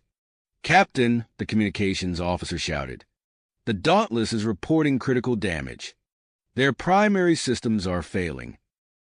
Gordon's teeth gritted. He knew what had to be done. Order the Dauntless crew to abandon ship. We'll bring them aboard the Horizon. As the evacuation proceeded, Gordon watched the damaged vessel on the interface. "Once all crew are clear, initiate the Dauntless self-destruct sequence. We can't risk it falling into enemy hands." The task force pushed on, now down to 3 ships. As they approached the heart of the Maelstrom Nexus, long-range sensors detected a massive structure hidden within a pocket of calm space. "Captain," Hawkins called out, her voice filled with awe, "I'm detecting a colossal space station ahead. Its design, it's like nothing we've ever seen. This has to be the central hub." Before Gordon could respond, new alerts sounded. "Multiple contacts," the tactical officer reported. "Robotic drones, emerging from concealed hangars. They're on an intercept course." "Battle stations," Gordon ordered. "All ships, defensive formation Delta." The space around them erupted into chaos as swarms of automated drones engaged the Earth vessels. Jane Doe, seated at a specially designed interface station, closed her eyes as she connected with the Horizon's weapon systems. Under her guidance, the ship's defenses moved with uncanny precision, cutting through wave after wave of drones. Just as it seemed they might gain the upper hand, a spatial rift tore open nearby. A sleek, dark vessel emerged, unmistakably Void Reaper in design. "Void Reaper scout ship," Hawkins shouted. "They must have tracked our energy signatures." Gordon's mind raced. They were caught between the ancient defenses and their relentless pursuers. "Hawkins, keep working on those hub access protocols. Volkov, divert all available power to weapons and shields. We'll have to fight our way through." The bridge rocked as the Void Reaper vessel opened fire. Gordon gripped his chair, watching as his crew fought valiantly on 2 fronts. The support ships Valiant and Intrepid moved to engage the Void Reaper scout, buying the Horizon time to push towards the hub. Suddenly, Gordon's calm crackled to life. "Bridge, this is Torres. We have boarders. Void Reapers have breached the lower decks." "Understood, Chief," Gordon replied. "Hold them off. We're almost there." As Torres and his security team engaged the intruders in brutal close-quarters combat, Hawkins made a breakthrough at her station. "Captain, I've decrypted the hub's access protocols," she announced. "But there's a complication. The hub requires simultaneous activation from multiple points around its surface." Gordon's mind whirled with possibilities. They were so close, but the odds seemed insurmountable. He took a deep breath, steadying himself before addressing his crew. Listen up, everyone. We have one shot at this. Valiant and Intrepid will hold their positions and deploy teams to the outer activation points. We're going for the main access port. The Horizon broke away from the dogfight, making a desperate run for the hub's central structure. Energy blasts from both the drones and the Void Reaper ship pummeled their shields. Breach alarms sounded as several decks took direct hits. Hull integrity at 62% and falling, Volkov reported, his voice strained. Gordon took manual control of the helm, his hands steady on the controls. "Brace for impact," he shouted as he aimed the Horizon for a narrow opening in the hub's outer shell.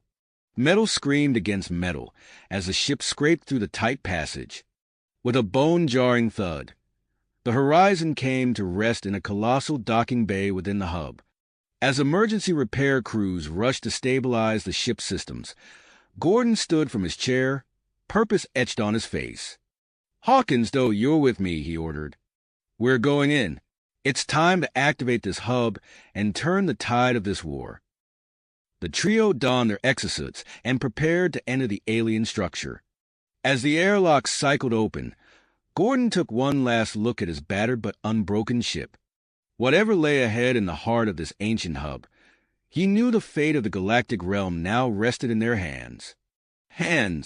As the airlock cycled open, Gordon took one last look at his battered but unbroken ship. Whatever lay ahead in the heart of this ancient hub, he knew the fate of the galactic realm now rested in their hands. The trio stepped into the cavernous interior of the hub, their footsteps echoing in the vast space. Crystalline structures pulsed with faint blue light, illuminating their path. As they moved deeper into the structure, the air grew thick with an electric charge, making the hair on their necks stand on end. "This way," Hawkins said, her eyes fixed on a handheld scanner. "The energy readings are strongest in this direction." They navigated through a maze of corridors, each turn revealing new wonders of alien engineering. Massive conduits thrummed with power, while holographic displays flickered to life as they passed, showing incomprehensible data streams. Suddenly, alarms blared throughout the structure, the sound reverberating off the crystalline walls. Gordon's comm crackled to life with a frantic message from the Horizon. "Captain," Volkov's voice cut through the static. "The Void Reaper ship has broken through. It's heading straight for the hub." Gordon's teeth clenched. "Understood. Hold them off as long as you can. We're almost there." They quickened their pace, racing against time. After what felt like an eternity, they emerged into a vast circular chamber. At its center stood a towering pillar of light, surrounded by a ring of control stations. "This has to be it," Hawkins breathed, her eyes wide with awe. "The master control interface." Gordon approached the nearest station, his hands hovering over the alien controls. "Hawkins, start inputting those activation commands." "Do! Keep watch for any hostile presence." As Hawkins worked, her fingers flying over the holographic interface, the hub began to awaken. The floor beneath them vibrated as long-dormant systems surged to life. The central pillar of light pulsed brighter, its glow intensifying with each passing second. "Something's wrong," Hawkins said, her brow furrowed in concentration. "The system's asking for some kind of biological authentication. I can't bypass it." Before Gordon could respond, Jane Doe stepped forward. "I can do it," she said, her voice calm and resolute. "My connection to the alien tech. I think this is why I'm here." "Doe, wait, Gordon started. But she was already moving towards a newly revealed chamber at the base of the light pillar. As Jane stepped inside, tendrils of energy snaked out, enveloping her body.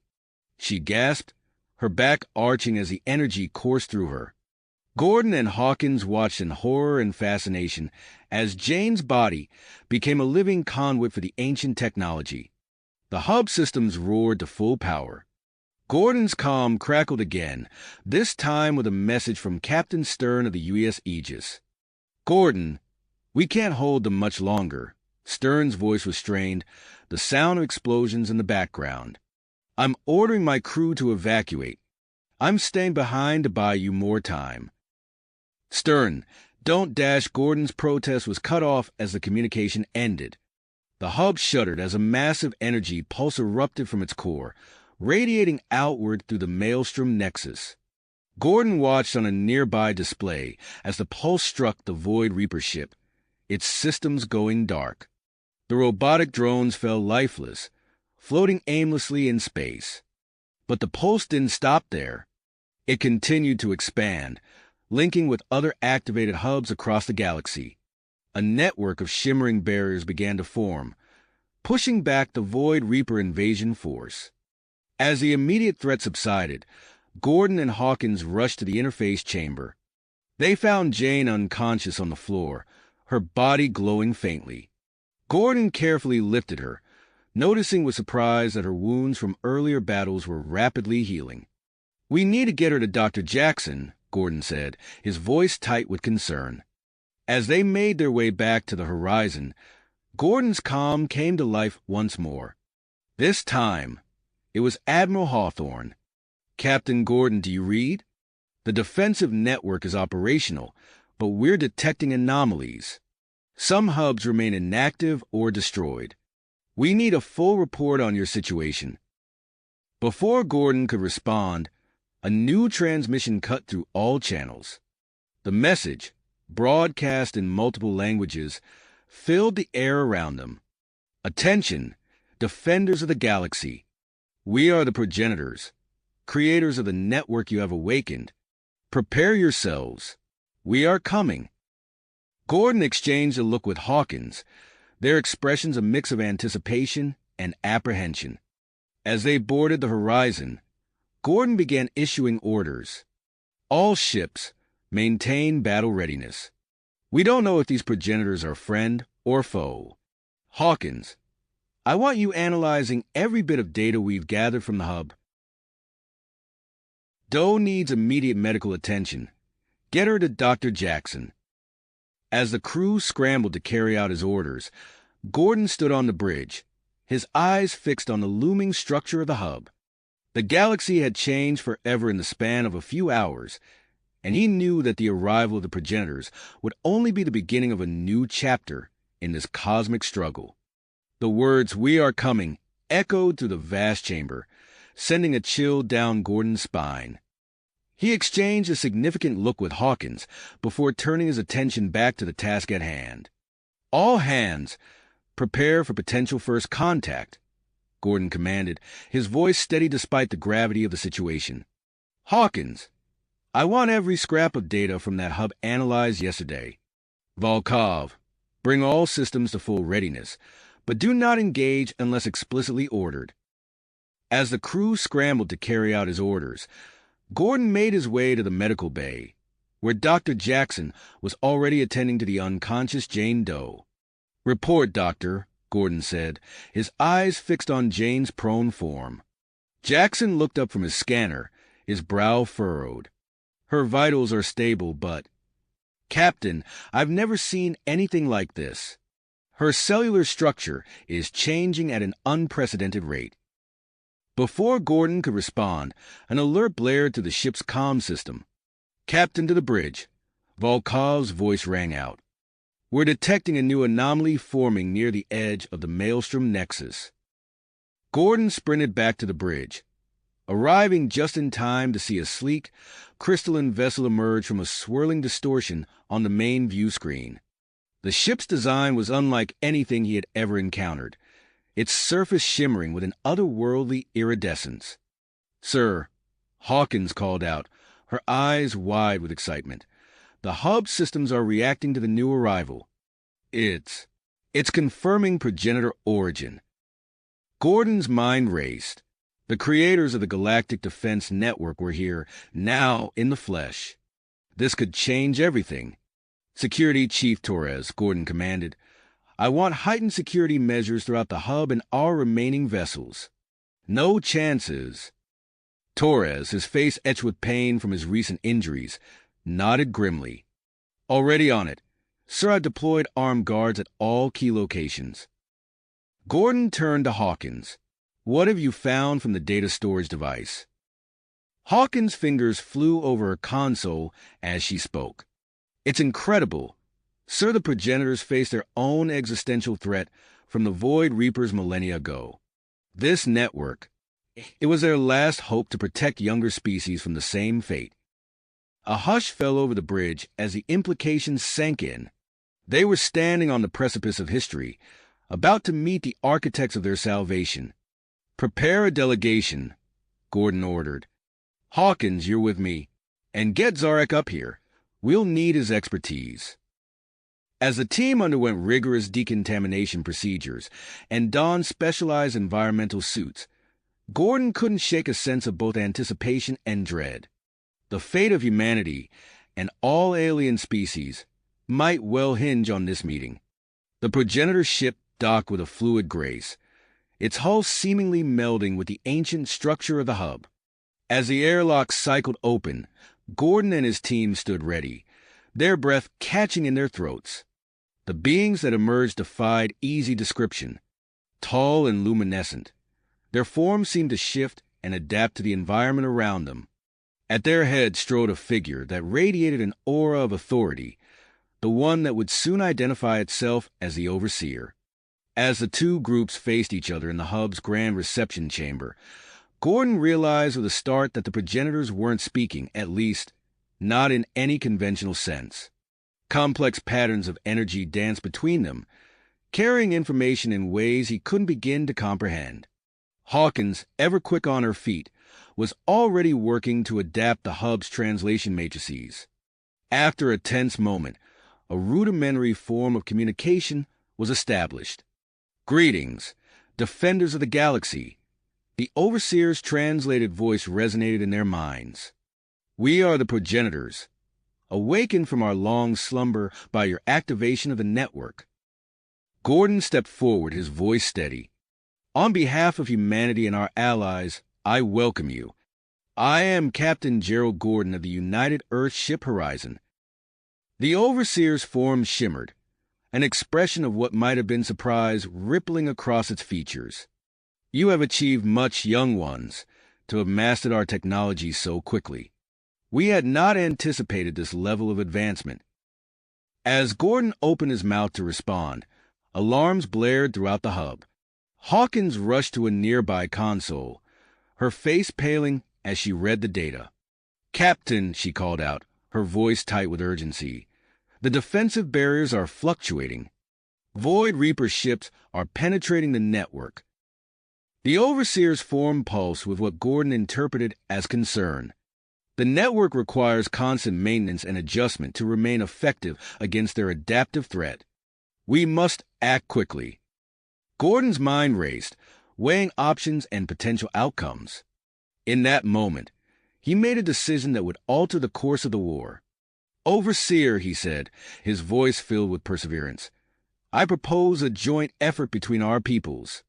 Together, we can stabilize and enhance the defensive network, combining your ancient wisdom with our innovative approach. The Overseer's form brightened, a gesture Gordon took as agreement. Your proposal is sound, Captain Gordon. Let us begin at once. As they moved to a central control hub, Gordon's calm crackled to life. It was Dr. Jackson, his voice tinged with a mix of excitement and concern. Captain, Jane Doe is awake, and, sir, you need to see this for yourself. Gordon exchanged a glance with Hawkins, both of them sensing that yet another piece of the cosmic puzzle was about to fall into place.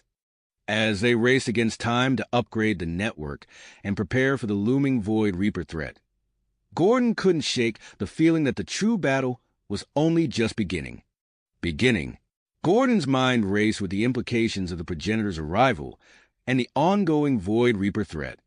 His comm unit crackled again, this time with Admiral Hawthorne's urgent voice. Captain Gordon, we have a situation. The Void Reapers have established a foothold in a remote sector of the Milky Way. We need immediate action. Gordon's teeth gritted. He turned to the Overseer.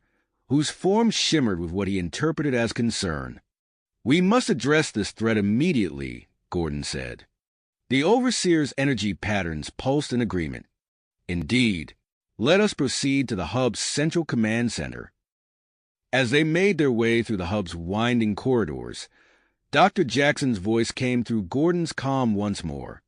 "Captain, Jane Doe is not only awake, but she's changed. You need to see this." "Bring her to the command center," Gordon ordered, his curiosity piqued. The Central Command Center was a marvel of alien engineering. Holographic displays filled the air, showing real-time data from across the galaxy. As Gordon and the progenitor delegation entered, they found Jane Doe already there, her hands moving gracefully over the hub's interface. Gordon's eyes widened as he saw her. Jane's skin had a faint otherworldly glow, and her movements were fluid and precise. She turned to face them, her eyes now shimmering with an inner light.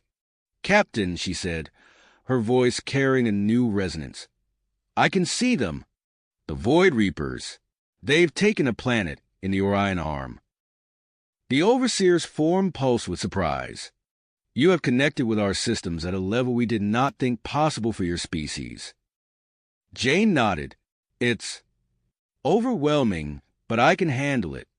The planet they've taken is rich in resources.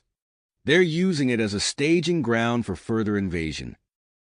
Gordon's tactical mind immediately began formulating a plan. "We need a two-pronged approach," he said, addressing both his crew and the progenitors. "First, we must upgrade and reinforce the galactic defense network to prevent further incursions. Second, we launch a coordinated counterattack to eliminate their foothold." The Overseer's form brightened. "Your strategy is sound, Captain. We shall begin the upgrades immediately." As progenitor engineers merged with human technicians, Gordon turned to Hawkins. "Lieutenant, I need you and Jane to map out the Void Reaper territory. Use the hub's long-range sensors to identify key strategic locations." Hawkins nodded, moving to join Jane at the interface. Their fingers danced over the controls, bringing up detailed holomaps of the occupied sector. Gordon's comm chirped again. "Captain, this is Torres. I'm fully recovered and ready for duty." "Excellent timing, Chief," Gordon replied. "Report to the command center. We need your expertise for tactical planning." As Torres arrived, the command center buzzed with activity. Progenitor and human minds worked in tandem, their combined intellect yielding results faster than either species could have achieved alone. "Captain," Hawkins called out, "we've identified their main command center and power generation facilities." Gordon studied the holomap, his mind already formulating attack vectors. A proximity alert drew his attention to another display. A sleek, powerful ship was approaching the hub. "Sir," Volkov reported from his station, "it's the USS Excalibur. Captain Marcus Jackson sends his regards and awaits your orders." Gordon allowed himself a small smile. The newly commissioned Excalibur, built with reverse-engineered progenitor tech, was a welcome addition to their forces. The Overseer approached, its form rippling with what Gordon now recognized as excitement. "Captain, we would like to offer our assistance in enhancing your fleet's capabilities. Our engineer, ZYX, can begin the upgrades immediately." Gordon nodded his agreement, and soon the hub was a flurry of activity as ships docked for rapid upgrades. The air crackled with energy as progenitor technology merged with human ingenuity. As the preparations neared completion, long-range sensors blared a warning. Hawkins' face paled as she read the data. "Sir, we're detecting increased Void Reaper activity. They know we're coming." Gordon's mind raced, considering their options. They needed more firepower, something unexpected. His eyes fell on the massive structure around them, and an audacious idea formed. "Overseer," he said, turning to the progenitor leader, "is it possible to use the hub itself as a mobile battle station?" The Overseer's form flickered with surprise, then consideration. After a moment, it pulsed with agreement. It is unprecedented but possible. The hub was designed to be self-sufficient and mobile, though that function has long been dormant. Gordon nodded, his decision made. Then let's wake it up. We'll need every advantage we can get. As the hub slowly came to life, its ancient systems reactivating under the combined efforts of progenitor and human crews, Jane Doe suddenly stiffened at her console.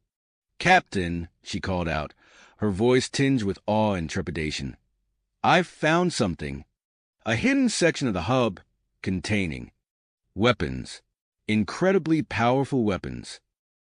Gordon approached, studying the data she'd uncovered. The weapons were like nothing he'd ever seen, their potential both thrilling and terrifying. "Overseer," he asked, "what can you tell us about these?" The progenitor leaders' form dimmed slightly.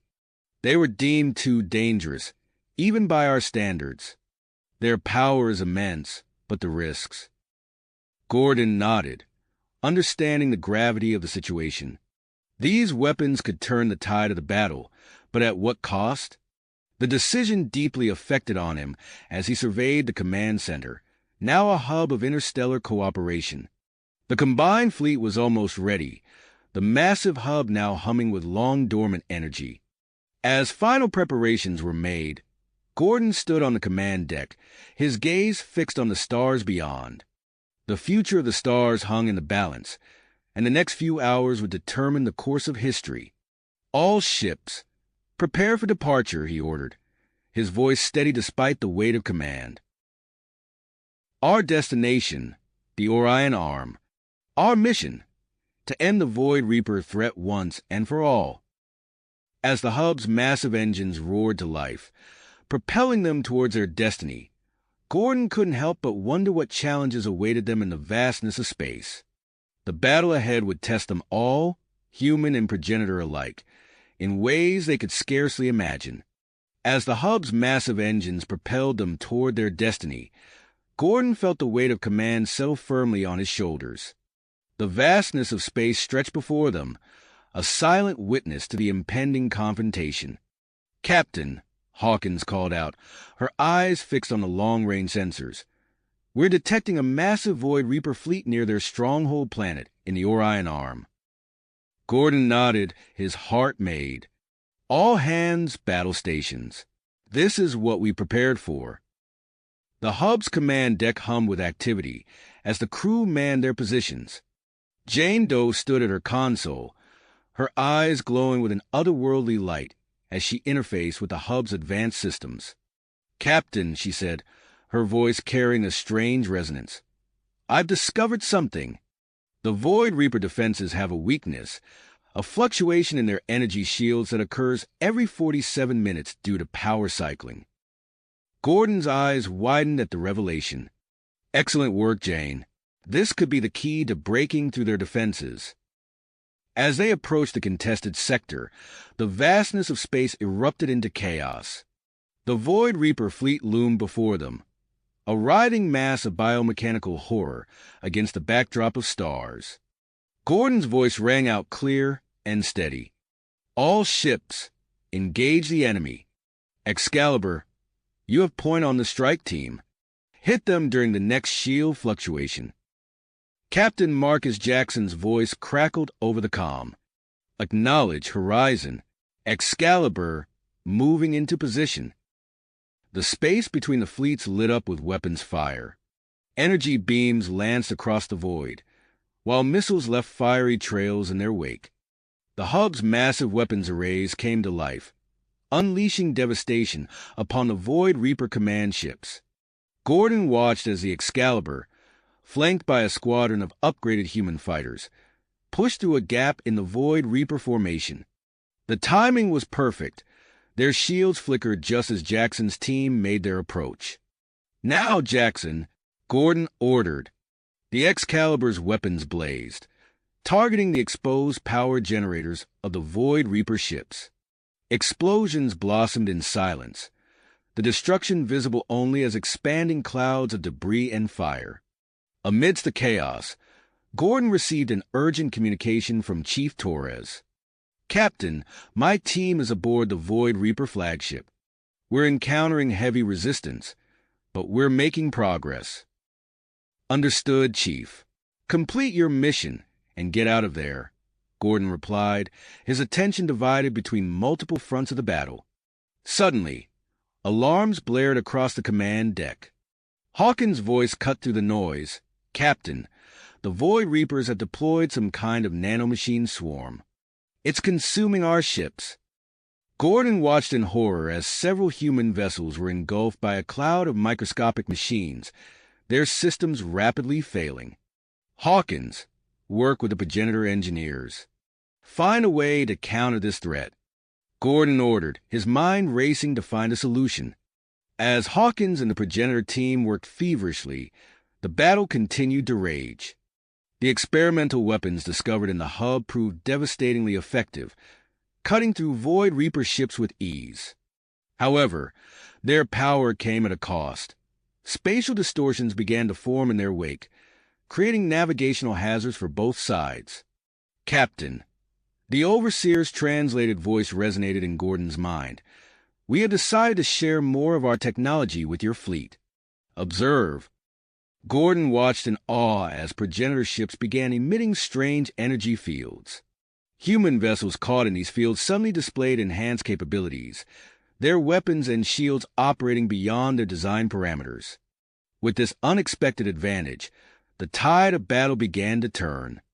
The Void Reaper fleet, already reeling from the strikes on their power generators and the infiltration of their flagship, began to lose cohesion. Gordon sensed an opportunity. "All ships, press the attack. Helm, take us into the heart of their formation." The massive hub surged forward, its bulk absorbing enemy fire while its weapons tore through the Void Reaper fleet. Smaller craft darted in its wake, exploiting the openings created by the hub's advance. As the battle reached its crescendo, Jane Doe's voice cut through the chaos.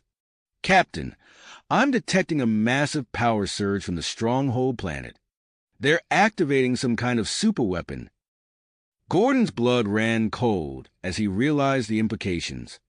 In that moment, he knew what had to be done. "All hands, prepare to abandon ship," he ordered, his voice steady despite the gravity of his decision. "We're going to use the hub to ram that planet and stop that weapon from firing." As the evacuation orders went out, Gordon stood firm at his post, guiding the hub on its final journey. The progenitor overseer approached, its form shimmering with what Gordon now recognized as respect. "Your sacrifice will not be in vain, Captain," the overseer said. "We will ensure that your people have the knowledge to continue this fight." Gordon nodded, his eyes fixed on the rapidly approaching planet. The hub's engines strained as they pushed the massive structure to its limits. Behind him, the last of the escape pods jettisoned, carrying the crew to safety. As the hub plunged into the planet's atmosphere, Gordon closed his eyes, prepared for the end. The impact was immense, shaking the very foundations of the Stronghold world. The hub's enormous mass and energy triggered a chain reaction, destabilizing the superweapon and causing massive tectonic disruptions. In the chaos of the collision, as the planet's surface cracked and vented superheated plasma into space, a small, battered escape pod was jettisoned from the hub's command deck. Inside, a critically injured but still alive Captain Gerald Gordon drifted amidst the debris, clinging to life as the battle raged on around him. As consciousness faded, Gordon's last thought was of the crew he'd left behind, hoping against hope that his sacrifice had been enough. The aftermath of the battle was chaos incarnate. Debris from the destroyed planet and shattered ships filled the sector, creating a treacherous field of obstacles for the remaining fleet. Amidst this devastation, a small, battered escape pod drifted silently, carrying its precious cargo. "Captain Jackson, we've detected a faint life sign in a pod near the impact site," reported Lieutenant Chun, her eyes fixed on the sensor readings. Jackson leaned forward, his expression tightening. "Identity? It's It's Captain Gordon, sir, Jim replied, her voice tinged with disbelief. Lock on and beam him directly to medbay, Jackson ordered, already moving towards the turbolift. I'll meet him there. In the medbay, a team of human and progenitor medical personnel worked in seamless coordination.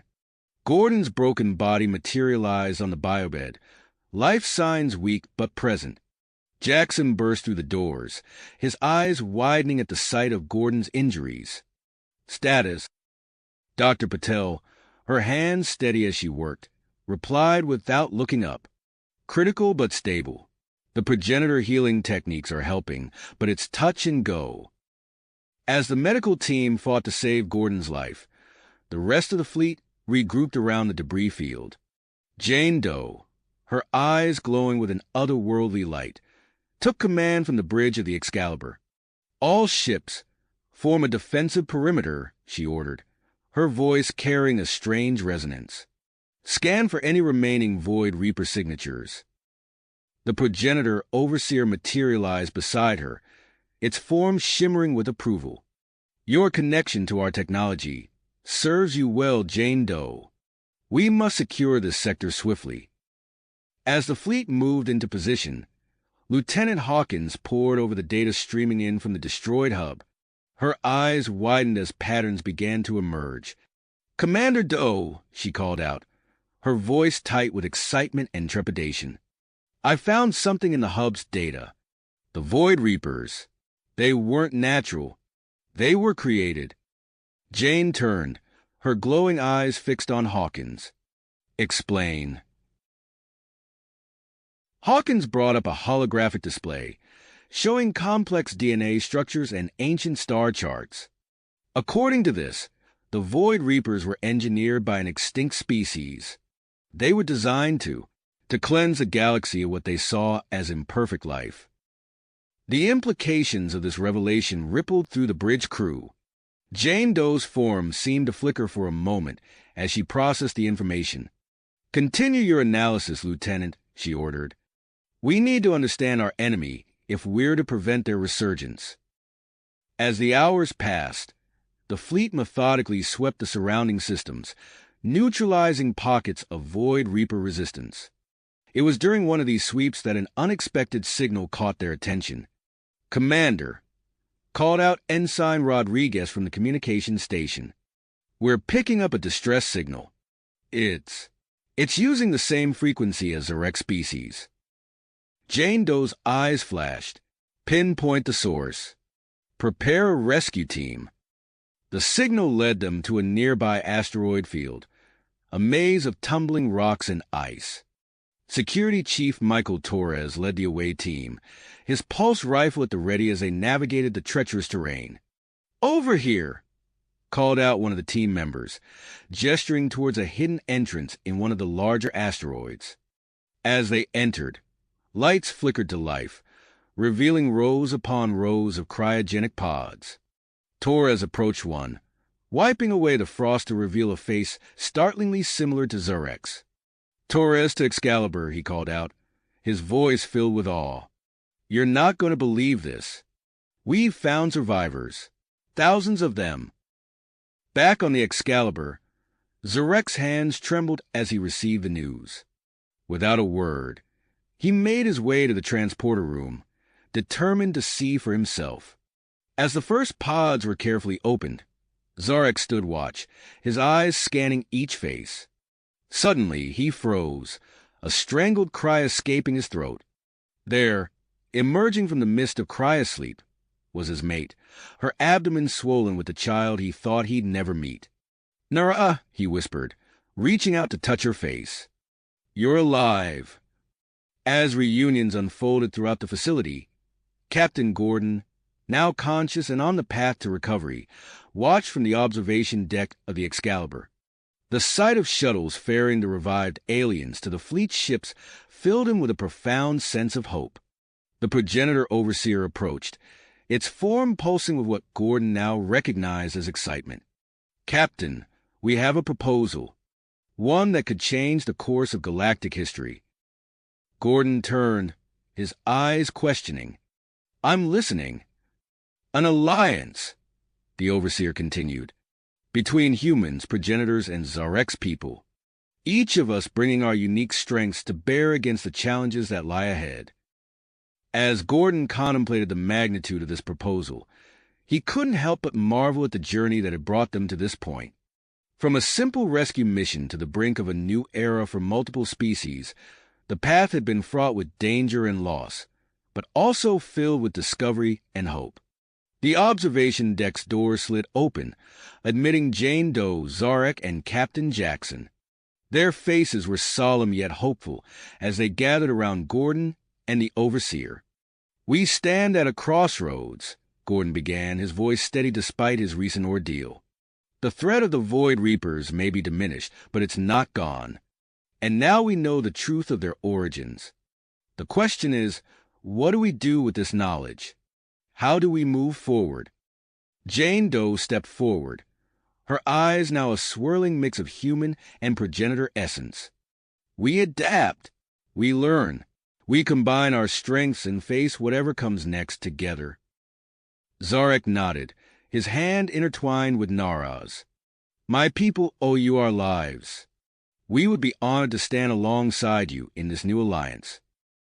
As they began to discuss the details of their unprecedented partnership, the stars beyond the observation deck seemed to shine a little brighter.